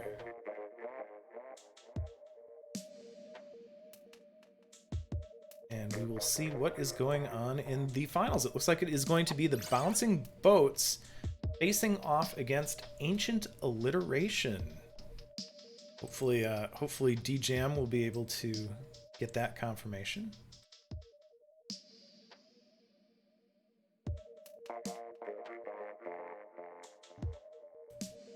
Indeed, it will be. It will as long. be. Hopefully, it will load for me. Yes, it is the bouncing boats versus the ancient alliteration for this best of 7 finals match. But 7, yes. But we will be taking a 5-minute break before we begin this, so we'll see you after 5 minutes. All right, we will see you shortly, and yeah, let's see if I remember how to put us into break mode. So we'll see you guys in about 5 minutes.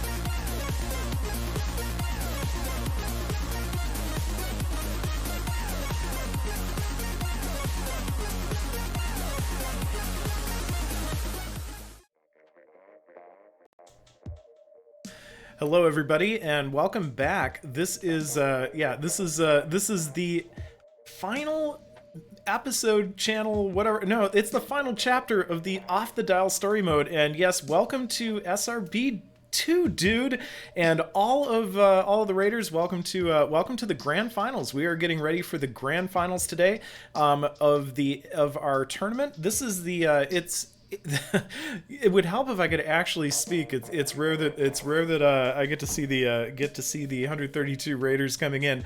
But yes, this is Off the Dial's story mode final chapter. This is an It's Dangerous to Go Alone style tournament where everybody who comes alone. They get paired with teams based on their rank and experience level as well as play styles, and they then compete with about 24 hours to prepare. So right now we have Ancient Alliteration and the Bouncing Boats facing off against each other. My name is Zada, and I have been the host. And joining me in the broadcast booth right now, it is DJam98, our tournament organizer, one of our two. How you doing, DJam? Hello there. I'm doing all right. How are you? I am doing okay. So yeah, we saw a pretty exciting Swiss round 3 that we just completed between the Demanding Delinquents and the Ancient Alliteration. I don't know where you get these names. You're trying to make it really hard for me to say them. I can tell. But yes, well, I'm playing it now, so I get to experience your.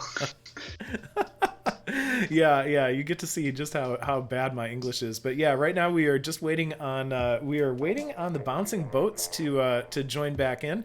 And yeah, welcome again to Dude's Raiders. Hopefully you enjoyed Dude's stream. I know that I do when I'm there, which isn't as often as I wish I could be, because usually he's streaming like, at times that are convenient to him, and that's like when I'm like at work. So that's usually how it goes. But yes, welcome everybody, and yes, it is Off the Dial's story mode grand finals. Yeah, we were kind of looking at a few things earlier. We were looking at some of the lore that goes into this. I'm still not sure how the number 13 is significant, nor am I sure what's going on with the predator and the prey. But I'm sure we'll. I shouldn't say too much more, or someone gonna actually spoil it. Oh no! Yeah, you see, DJam and Lepto are very good at keeping me in the dark on everything, and that's probably a good thing, because it means that you can join in on the story too whenever you want to. I guess that's true. So yeah. Oh yeah, so we are currently waiting on the Bouncing Boats to join in, and we already have Ghost Station in, and we're just waiting for Zemius, Mihal, and Paint. So hopefully we will see what is going on shortly. So what's interesting is that these two teams have already faced off in the preliminaries. In fact, we actually saw their match because it was a round robin before. Well, round robin-ish. It was Swiss, but we only have 4 teams, so that makes it a round robin, pretty much. Pretty much, yeah. And the Bouncing Boats came on top 2-1, so it was, and I do recall them, it was a very close match. We had some, I believe there was an overtime takeover at in one of those games. So I believe so. Yes. So yeah, this is going to definitely be kind of an exciting rematch from Swiss round 2. In Swiss round 2, the Bouncing Boats did beat the Ancient Alliteration. I always call them the Ancient Alliteration, but alliteration is the noun in that, so I should just call them Ancient Alliteration without the. But yeah, they did take it 2-1 in Swiss round 2. So we will see how things play out. This is a best of 7 grand finals. We did have 4 teams today that have been winnowed down to 2 teams. And we will see what happens. A lot of familiar faces here, of course. We've seen a lot of folks have played many of the Off the Dial tournaments, whether it's Dangerous to Go Alone, which is the free agent style, where everybody comes and is assigned a team, or the Weakest Link style, where a team of X-Rank players takes a non-X-Rank player and has a week to train them.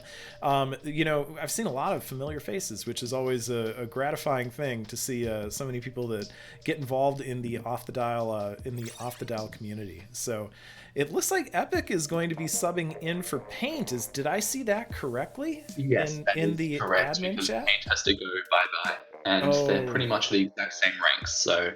then Yes. let me do this. Let me actually get Epic to show up for Paint. See, I can actually do that. I have a way of doing that. Isn't that amazing? Isn't that amazing? So we're gonna be starting out on Tower Control on Starfish main stage, and yeah, let's get everyone set up. So the bouncing boats will be on Alpha, and the Ancient Alliteration. I keep saying the Ancient Alliteration. Ancient Alliteration will be on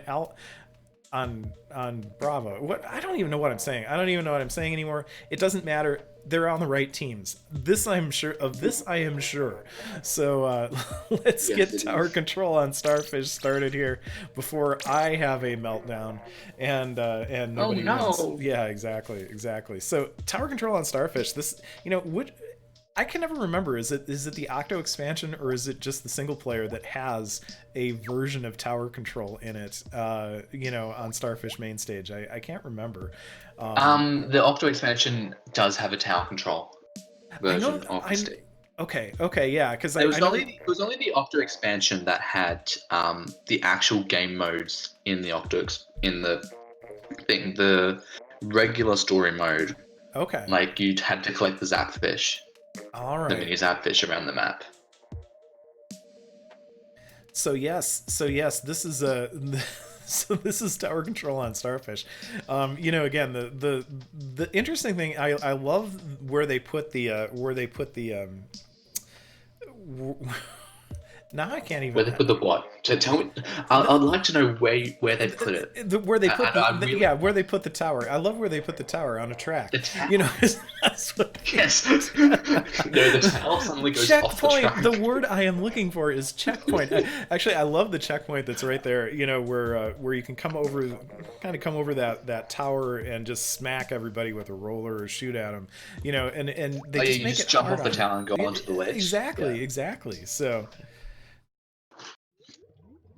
Let's see how this goes. This is the beginning of the grand finals, so yeah, this is exciting stuff.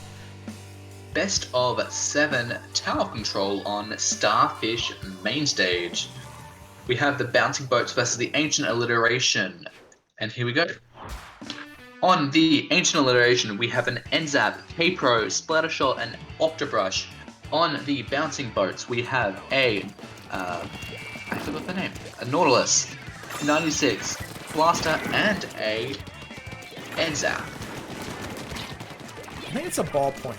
A ballpoint. Yes. So you're having the same problem I am right now, DJam. All of the words are just leaving your brain, and different words are going to your mouth. But yes, we got Mihal taking that tower right now. Mihal with that custom blaster.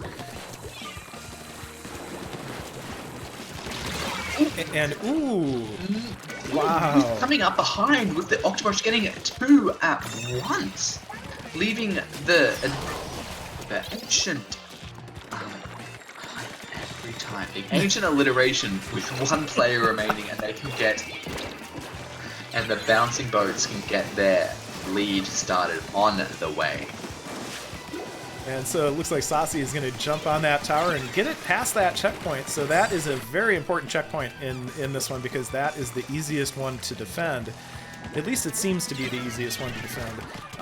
But yeah, the push is continuing. But this one can be quite hard to attack to as well, because it's far to get to, and then yeeting over a Booyah Bomb, but not able to get anyone with it. And however, the Yeet does clear the table of dead, so there's no Octobrush on the tower, but the Yeet taken out by Kakashi's Enzap. Goes there with the ballpoint. Yeah, Ghost saying, nope, you can't come into here. This is my turf to paint, not yours. And then strengthening that comment with the Inkstorm throwing into the abyss. Well, not the abyss, but into the sky. Ghost getting a few mana picks with their ballpoint. I should make sure that they may not be a he. And yeah, we have a little bit of a push going on, so it looks like looks like we got 2 on the tower for the coming up around the side, yes. getting the Booyah Bomb, throwing onto anyone. And they are trying to clear that, and they clear it. They clear it. The all-important checkpoint clear there. And Epic currently pushing the tower with Mihal providing support.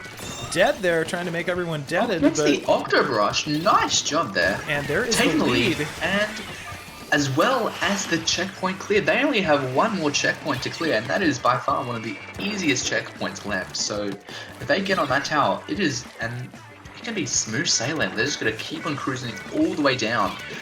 So the Ancient Alliteration is going to have to do a job if they want to get the lead back. They have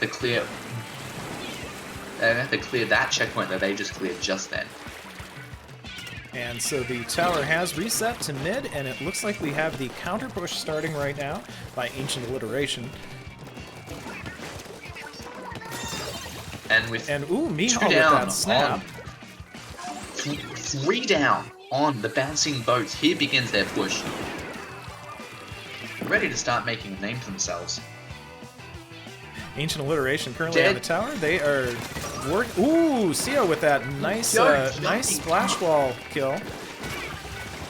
Sometimes being in the wrong place in the wrong time with the splash wall, your own splash wall can lead to your demise. But with all of them sent back to spawn, that is going to be the end of that push.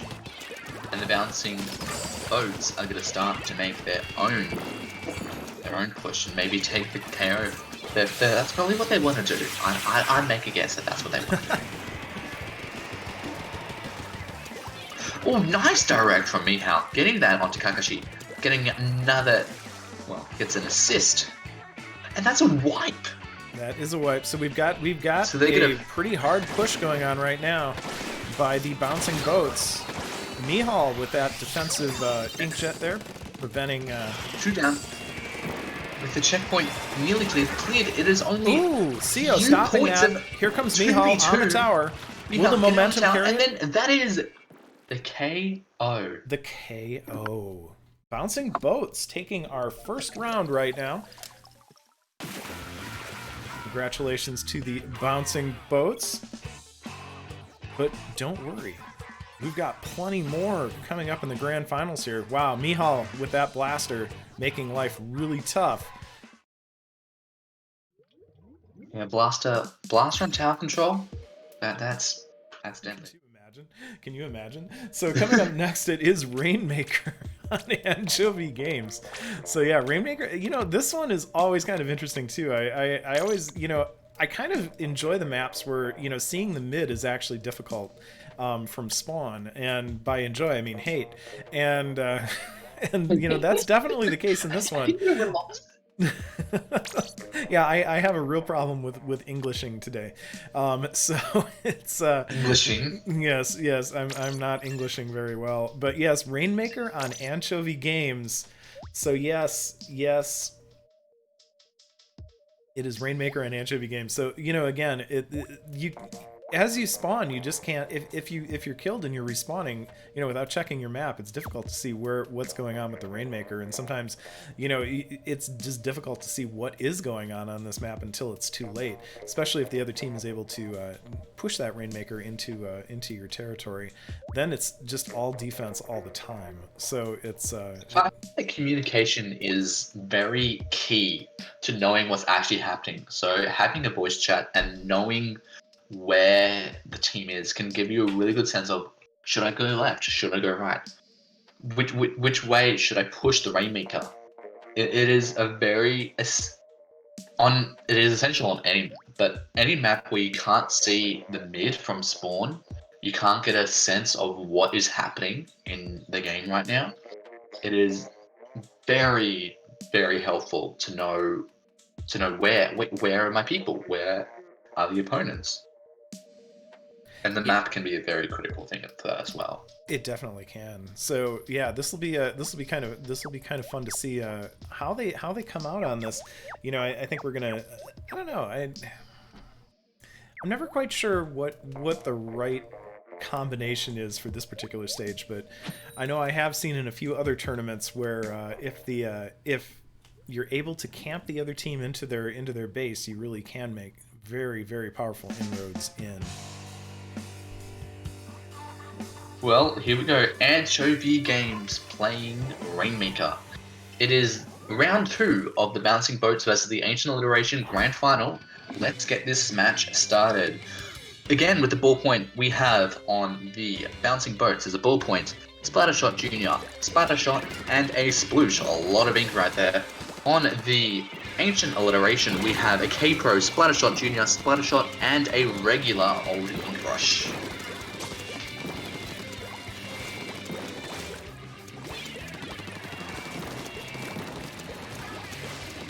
So we're not seeing really in this the only thing that's close to a backline is the ballpoint that Ghost has. Really seeing some aggressive compositions here, which I kind of would expect for Rainmaker on Anchovy Games, and we already have that push coming up right now by Ancient Alliteration. And the Rainmaker taking a very interesting path on the fans right now. They are trying to get the way. Oh, and they've made it past the fans, taking that points all the way down to full court, but only one player is left on the bouncing boats, so they might actually be able to make. So yes, it looks like are they going to actually try and push it back? It looks like they might be trying to push. Yeah, they are going to try and push it back. They're trying to push it from their spawn. They're not going to decide to reset it. They're going to try and push it. Kyo coming up the flank, gets the inkjet. Gets one kill. However, Ghost gets the inkjet out with their ball, with his not. I need to stop doing that. The ballpoint. With the ballpoint, yes. And Splashdown taking it, and then takes the Rainmaker away from Ghost, who was probably looking to grab it. I think Ghost was getting ready to grab it, but I think Ghost is also trying to suppress the other team as much as possible with that ballpoint. So it looks like Dead is stuck there. Is Dead gonna try and take it on the? I think they're gonna try and take the fan again. Oh my gosh! It looks like it. It looks like it. Here it comes. Mihal knows what's going on though. Mihal's like, the thing about the fan. Nah.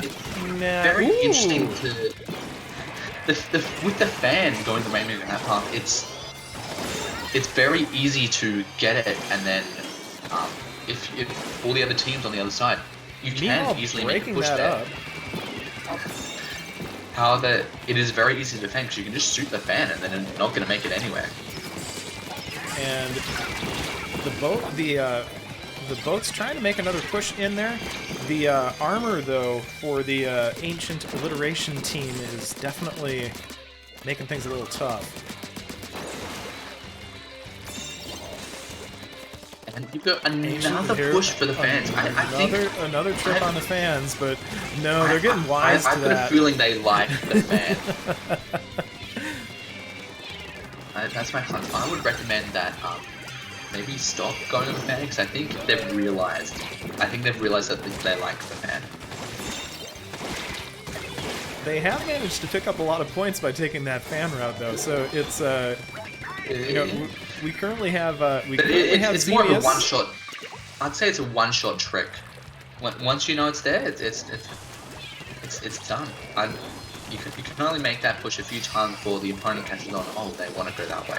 Same can be said for any route. You need to be flexible in what routes you want to take. You can't just always go one route, or else there's just going to be an inkjet lying in wait right there, or a splashdown, or a baller, or a roller.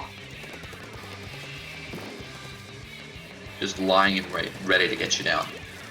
So it looks like Ancient Alliteration is starting to push back quite a bit. They're going along the side route, and we are on less than a minute to go.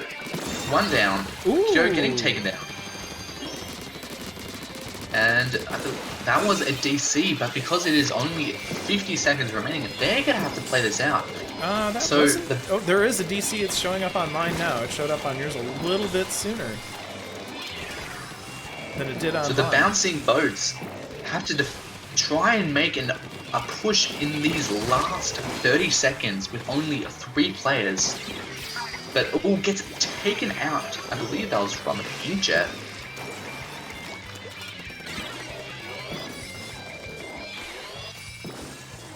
And only 15 seconds on the clock. I'd say they're feeling pretty safe holding the Rainmaker where they are right now. Even trying to go up to their base. They're just trying to keep it alive a little bit. Jumping in. Jumping around. No, I think we're safe. So that is Ancient Alliterations with that unfortunate disconnect by the bouncing boats there. Ancient Alliteration takes this particular match. That ties it up to 1-1. Yes, the disconnect happened very late in the match, and so it was Epic that disconnected.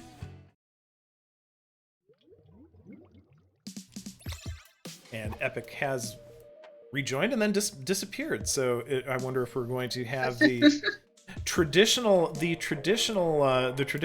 resetting of the router, which is always part of what goes on here. So we'll give Epic a chance to get back in, see if that gets corrected.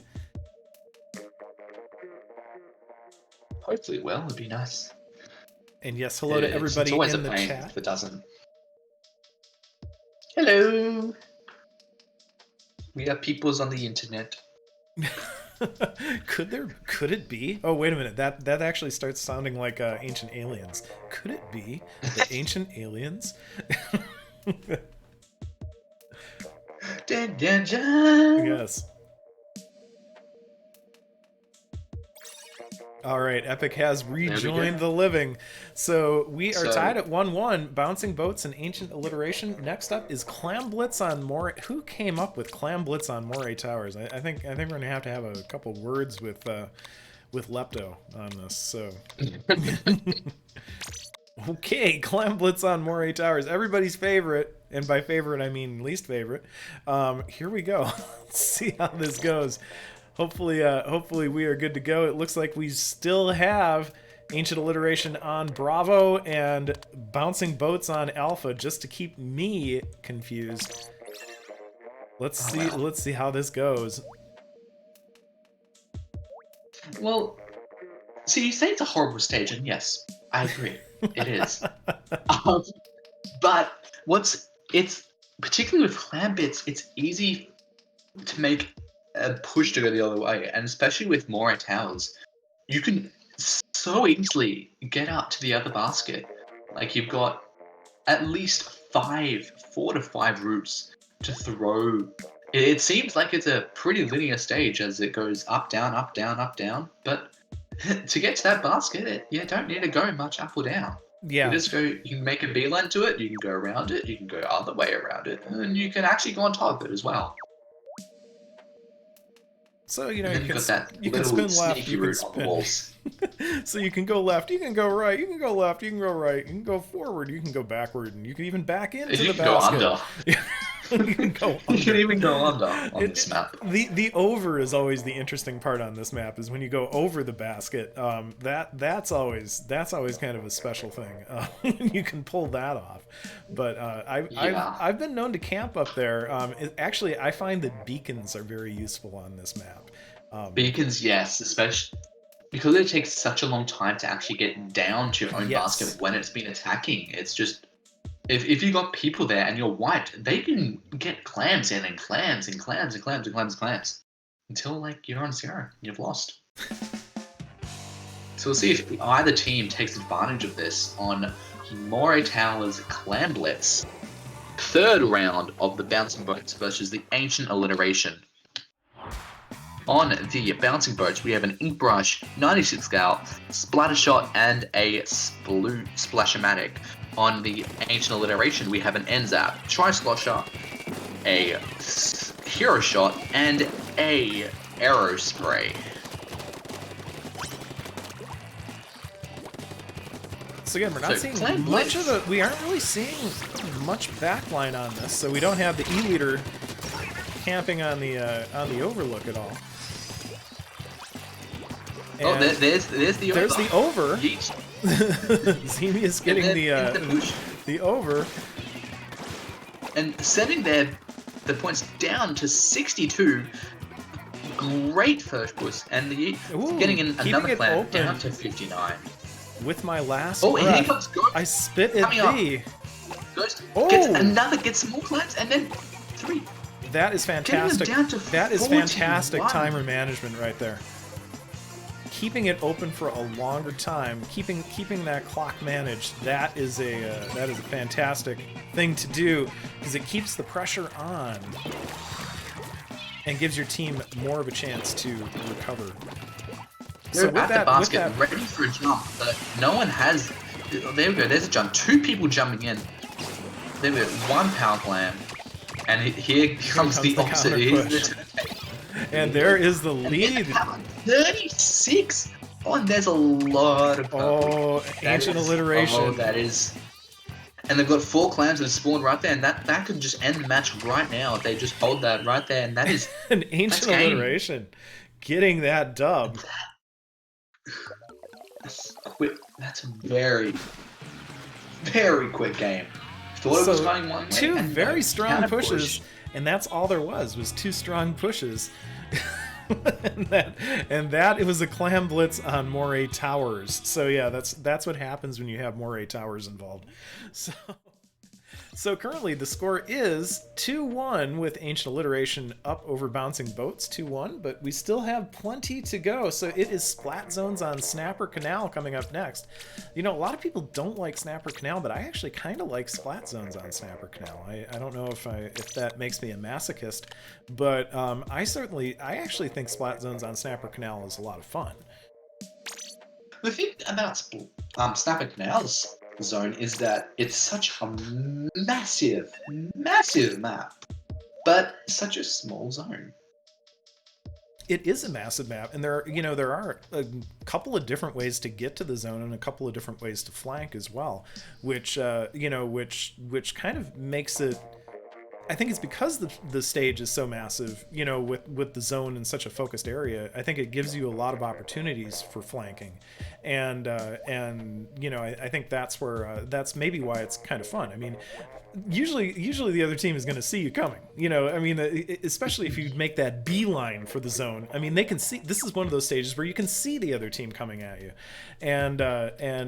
but if you can make that flank, it actually, I think that's where it gets interesting.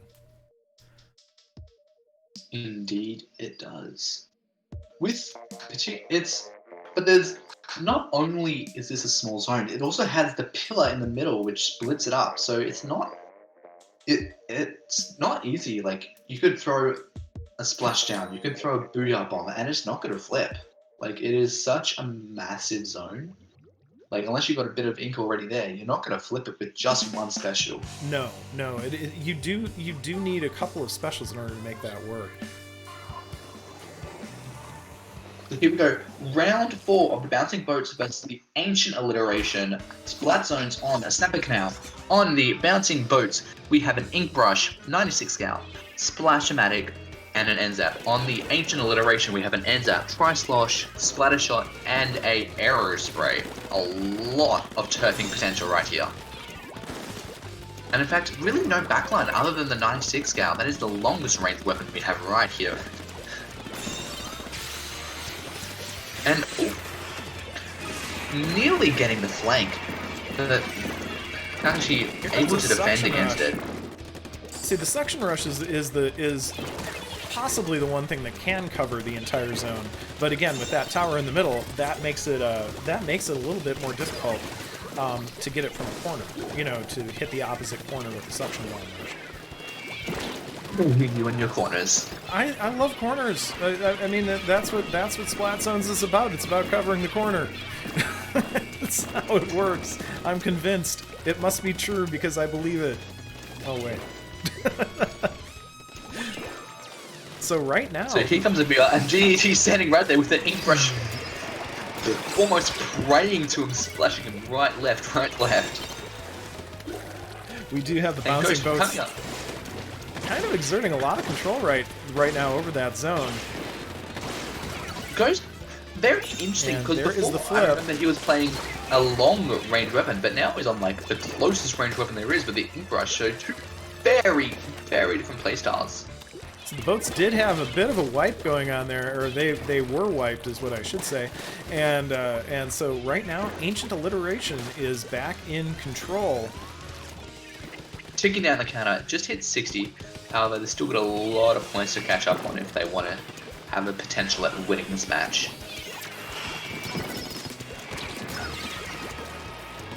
So there is the change in control. So the bouncing boats are back in control.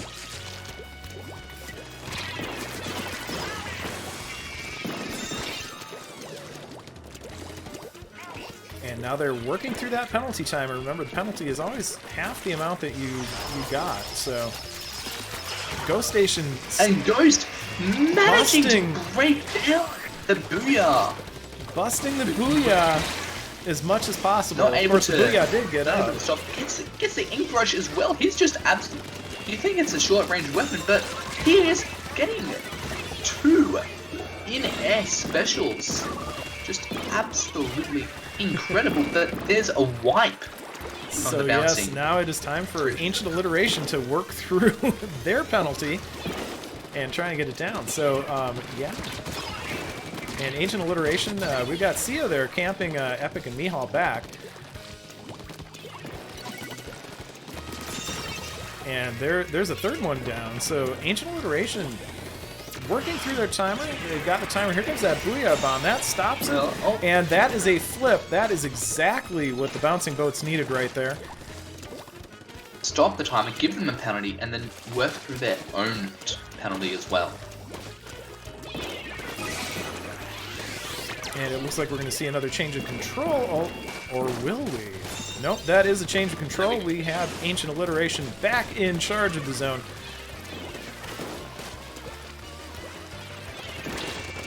And Kyo coming up to their spawn with Saucy, but that's too much. They're so close together, they could just get splattered together. Because when you die, you explode, you become a bomb. That's true. You know, going into the zone and dying that's why it's such a bad thing. you become the enemy's weapon.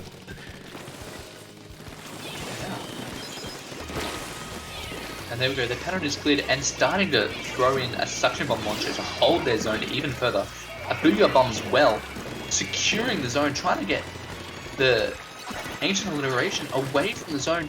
However, Inkstorm comes in, painting it, but there we go. One player left, just the NSAP. Oh, the zone is getting held. Mihal doing just by Mihal holding it. It's a team wipe.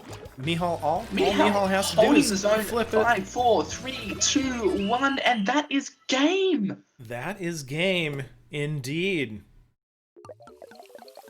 So the bouncing boats bringing it up to 2-2. This is pretty close. This is getting pretty close.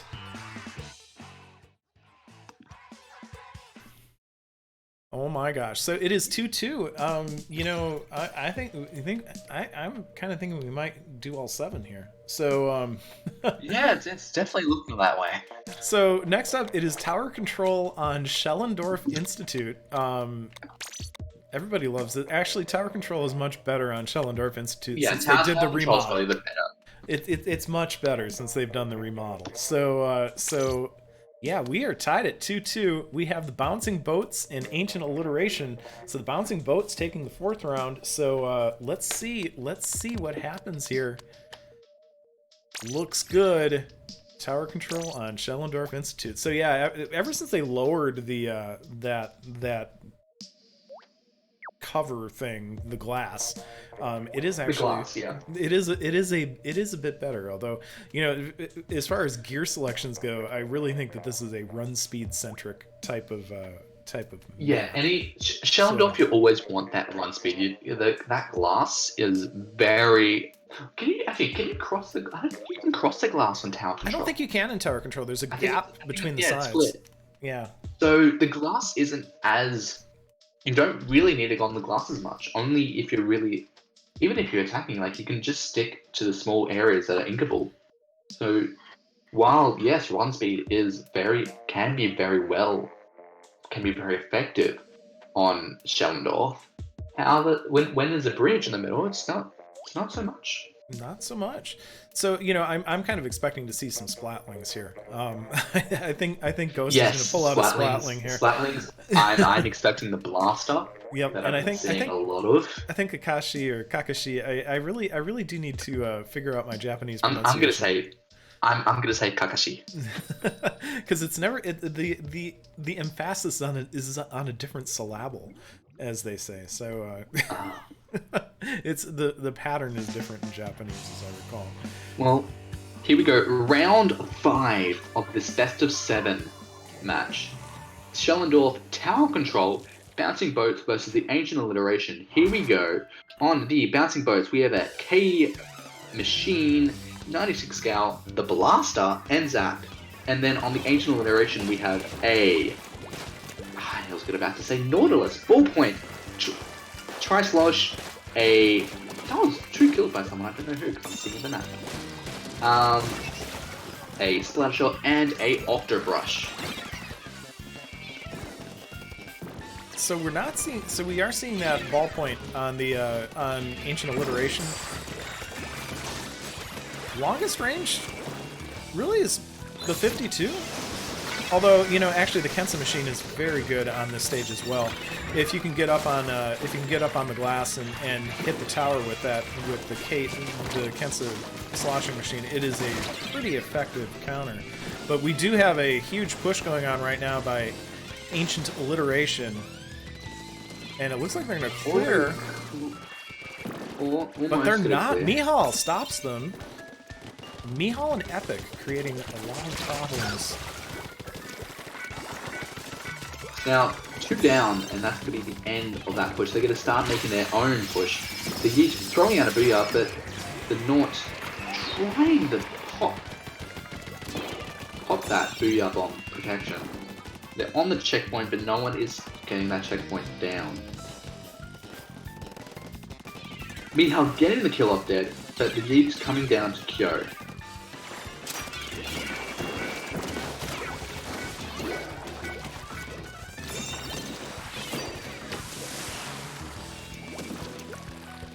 So Ghost coming around with the K Machine, getting one... No, but Saucy getting the Tri-Slosh. Looking like a very orange map right now, and I would say that the Ancient Alliteration is going to make their own push. I think, and it is that time. Here comes that push. With 2 specials, Ink Armor at the ready. 96 coming up, trying for a flank. And but they're getting deaded. On the checkpoint again. And yes, that means that the bouncing boats are pushing things back. They're going to let the tower reset, or are they going to make it reset a little faster by riding it? We do see the yeet on the tower right now, and here comes the booyah bomb right on mid.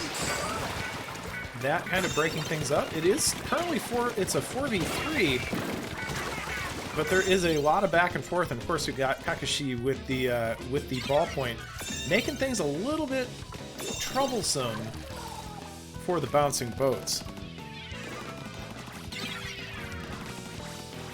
So Kakashi sitting on the glass with the ballpoint, just raining hell to the bouncing boats right now, giving them the defense that they need.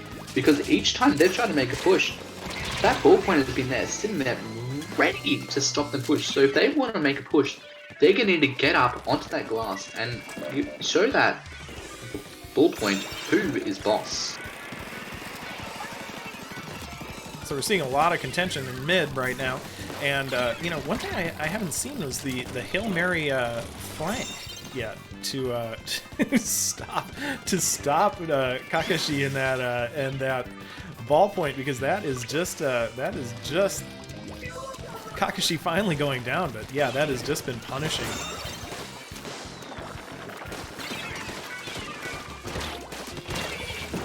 And Mihal with the blaster there. So the boats get it to 69. In some of the private battles, that's a win, but not this one. Not this one. Not this one.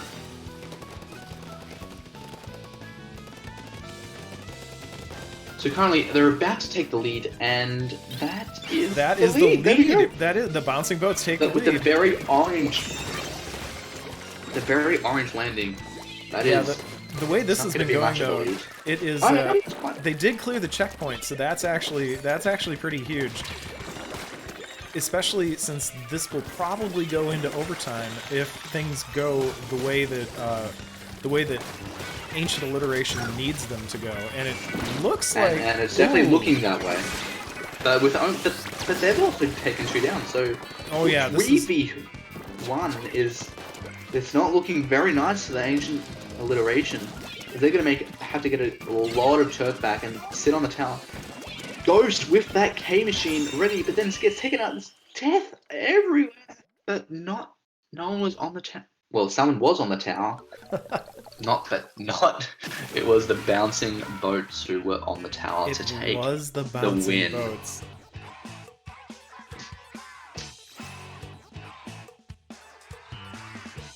So the bouncing boats taking the 5th round of our best of 7. So that brings it to 3-2. Bouncing boats are ahead. So one more win for the bouncing boats, and that is a tournament. One more win for Ancient Alliteration, and it is going to be absolute pandemonium and chaos. So coming up next, it is Rainmaker on Mako Mart. This one always scares me. I always feel like it ends too soon, because if they can get past you, boy, that Rainmaker moves fast. It is a very, very quick Rainmaker track. So on this map, you've only got really 2 paths. You've got the left, so going onto the cereal box, jumping over, and then going through. That was probably the safest path you've got. It's also a little bit slower because you've got to get up onto the actual box and jump over. However, there is an ink rail for the other team to quickly get over there and defend. The other path, you go down onto the right side, literally going underneath their spawn. And straight into the Rainmaker pedestal. That is definitely the most dangerous path to go on. But, as you know, the dangerous path can sometimes be the quickest. So it looks like it looks like Lepto's handling it. There's a request to change rotational subs, so.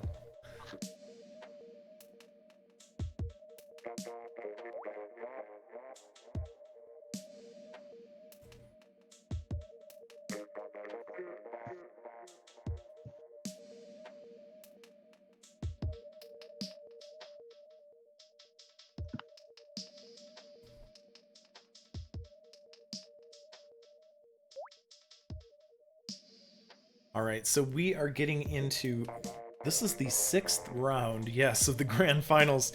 Yeah, this is exactly what I like to see. I like to see things go, I like to see things go to the wire, So Rainmaker on Mako Mart, this is going to be pretty good. All right, so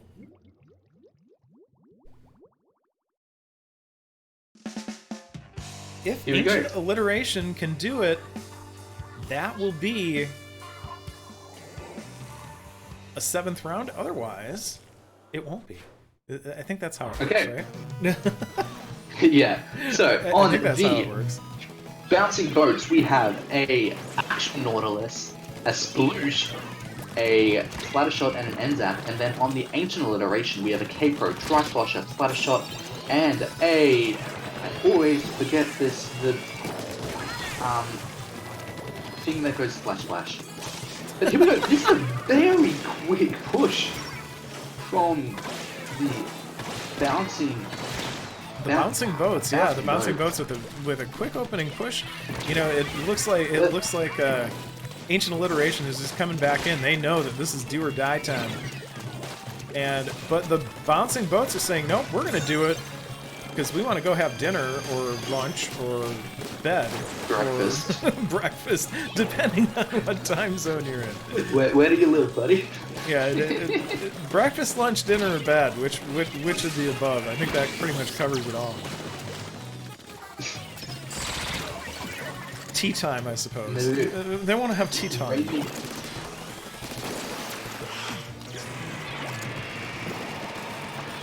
So the bouncing boats are currently ahead. They do have the Rainmaker again. Ancient Alliteration. Down their arrow spray, but that arrow spray able to get those booyah bombs out, so... That's a wipe! That is a wipe, so Ancient Alliteration, this is their chance. This is their chance to push. Gets them that turf back, but they only had 2 people left, so they weren't able to get the amount of turf that they probably would have wanted to make this push happen. And the Yeet coming up, getting rid of Saucy. Saucy? No, not Saucy. Too saucy. It's too saucy. Too saucy, yes. Not our former streamer sauce. So. No. Or is it? So, maybe he's secretly come back, isn't it? He's secretly come back. It's Saucy too. Rainmaker's reset again.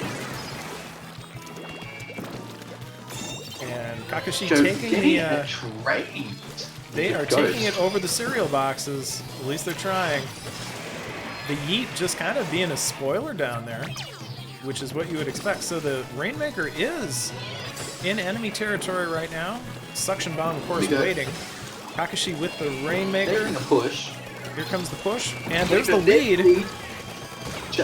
Barely a lead, but if Saucy wins this, here's another. He gets that's a triple for Saucy, providing jumps and being able to get back into the game and get some points. But Ghost Station with that Nautilus.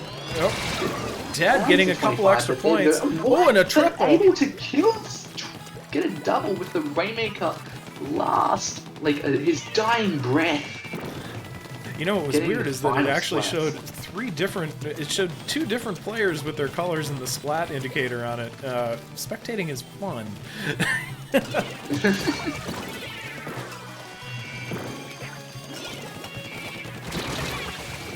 And there is a trade. Still got a minute left, and this is Rainmaker. Rainmaker can end in 15 seconds. Just because you made a really good push, no matter how many pushes you make, every push is still going to be the same when it's in the mid. Absolutely.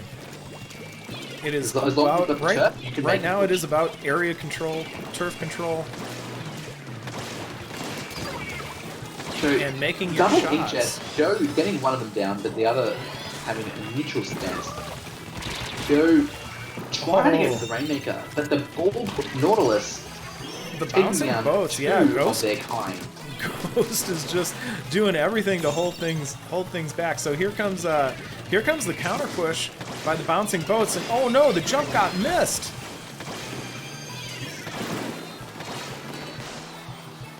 Ghost getting some more splats with his inkjet, and the Yeet so the Yeet has it. The Yeet has it. This could be a lead change. It is not. They are stopped. You're saying no. You're not allowed here. This is a house, not yours. Ancient Alliteration. Stopping Epic there. Ancient Alliteration has 11 seconds left. They have to defend for 11 seconds. Currently the bouncing boats are down by 2. Ancient Alliteration is down by 1. They just need to stop that. Hold it.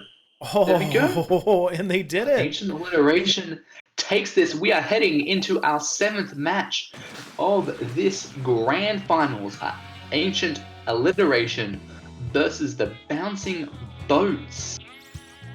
Wow. 7th match. Oh, look at those splats. We've got 18, 16, 11, 11, and just on one side, and then we've got 19. Just. So I believe we are having a substitution. It looks like Mara is coming in for the 7th round, which I hope Mara enjoys Clam Blitz on Inkblot Art Academy. Because that is what our 7th round is. There is no getting away from that. We will give Mara a chance to get in. But yes, this is Game 7. We are tied at 3 in the grand finals. We will see Will it be the bouncing boats, or will it be Ancient Alliteration? Ancient Alliteration managing to break up the momentum for the bouncing boats. So, yeah, will Mara make things that much more interesting on Ancient Alliteration? So let's find out. So this will be the last match before we have to say, well, something will be happening after this match. What? Something's gonna happen? Uh-oh. Yeah. Uh-oh. All right, so this is our final match. This is the Ancient Alliteration facing off against the Bouncing Boats. And if I call them the Ancient Aliens, then I know I've got problems, but it is Mara subbing in. It is Mara subbing in. And yes, here we go. The final, Clam Blitz on Inkblot Art Academy. Let's do this.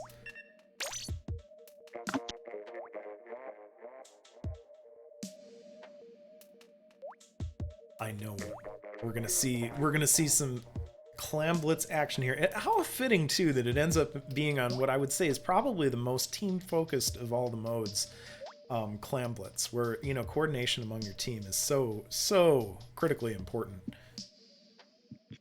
Indeed. So after this match, we'll be heading straight into downtime for Off the Tars. There's been quite some intense battles, and there's some. I don't know how to say this really. Hey, we just need some downtime. There's a lot of changes coming, and we're gonna make that literally right after this stream ends. Oh my. That is trouble. That is trouble.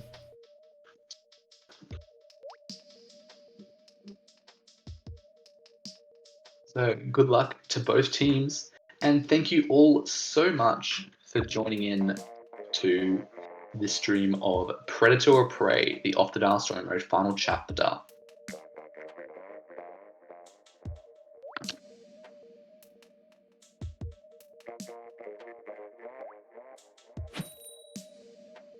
All right, here we go.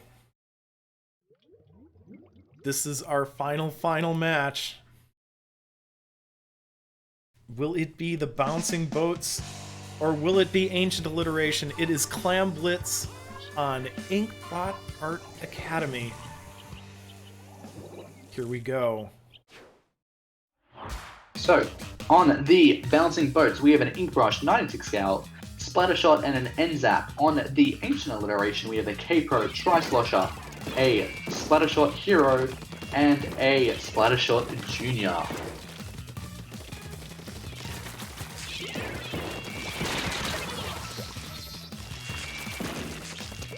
So both teams pushing and pulling with each other, not really having a clear establishment of the map. Both having pretty reasonable, but the bouncing boats having a few more ink, but no, bouncing boats making their push. Ghost with the ink brush, holding the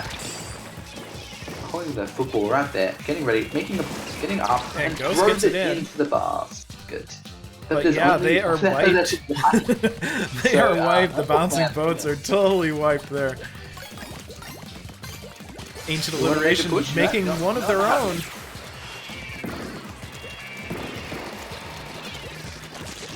But Kakashi coming up to push, but no, avoiding it and getting survived.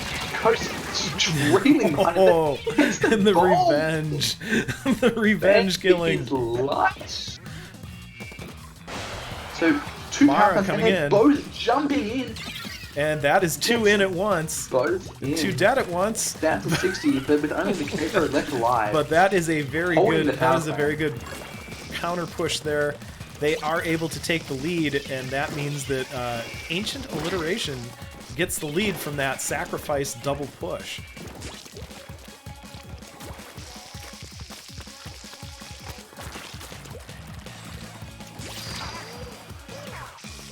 So here we go.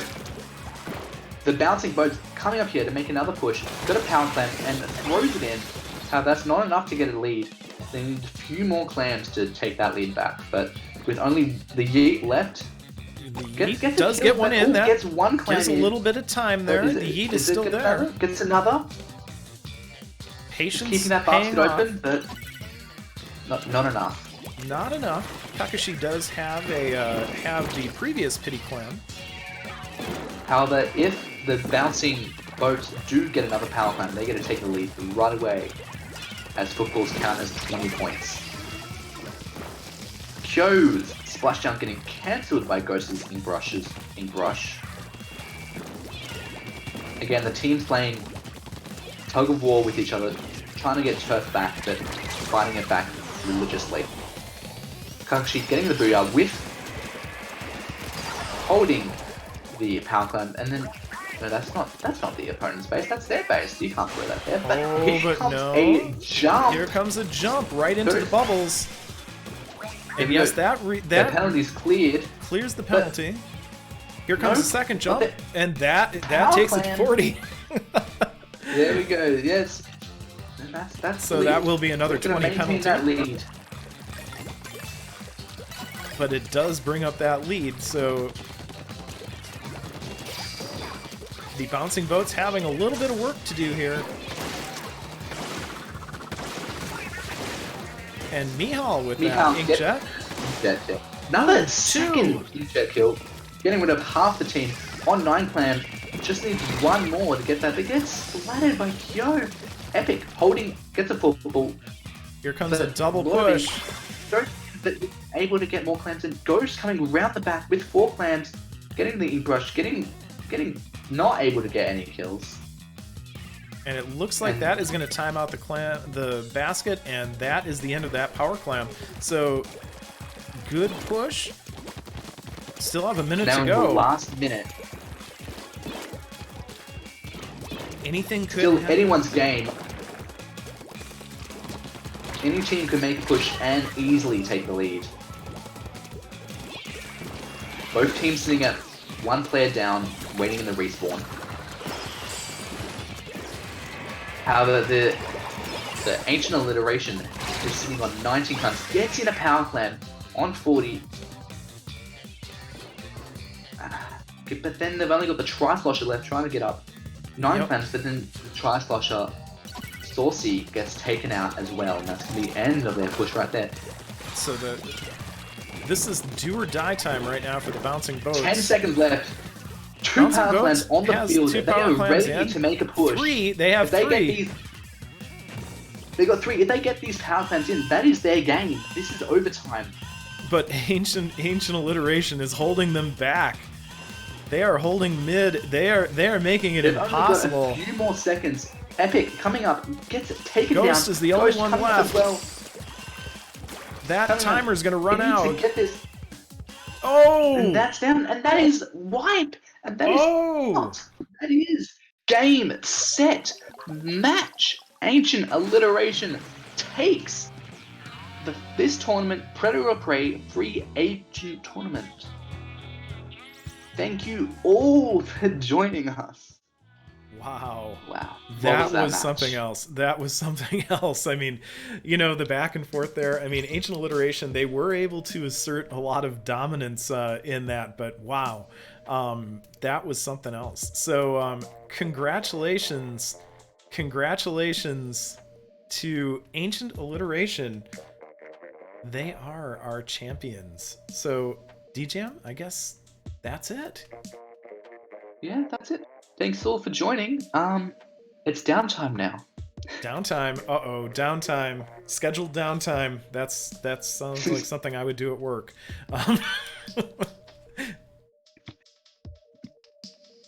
We'll see you all later. Have a good one, guys. Yep, have a good one, everybody. Thanks for joining, and we will see you next time on Off the Dial. I'm Zada, and I had the pleasure of being joined by tournament organizer DJam today. Congratulations again to Ancient Alliteration in their 4-3 victory over Bouncing Boats, and of course, also congratulations to Charismatic Characters and Demanding Delinquents for keeping things interesting today. Have a great night, everybody. Have a great morning. Have a great afternoon. We'll see you soon.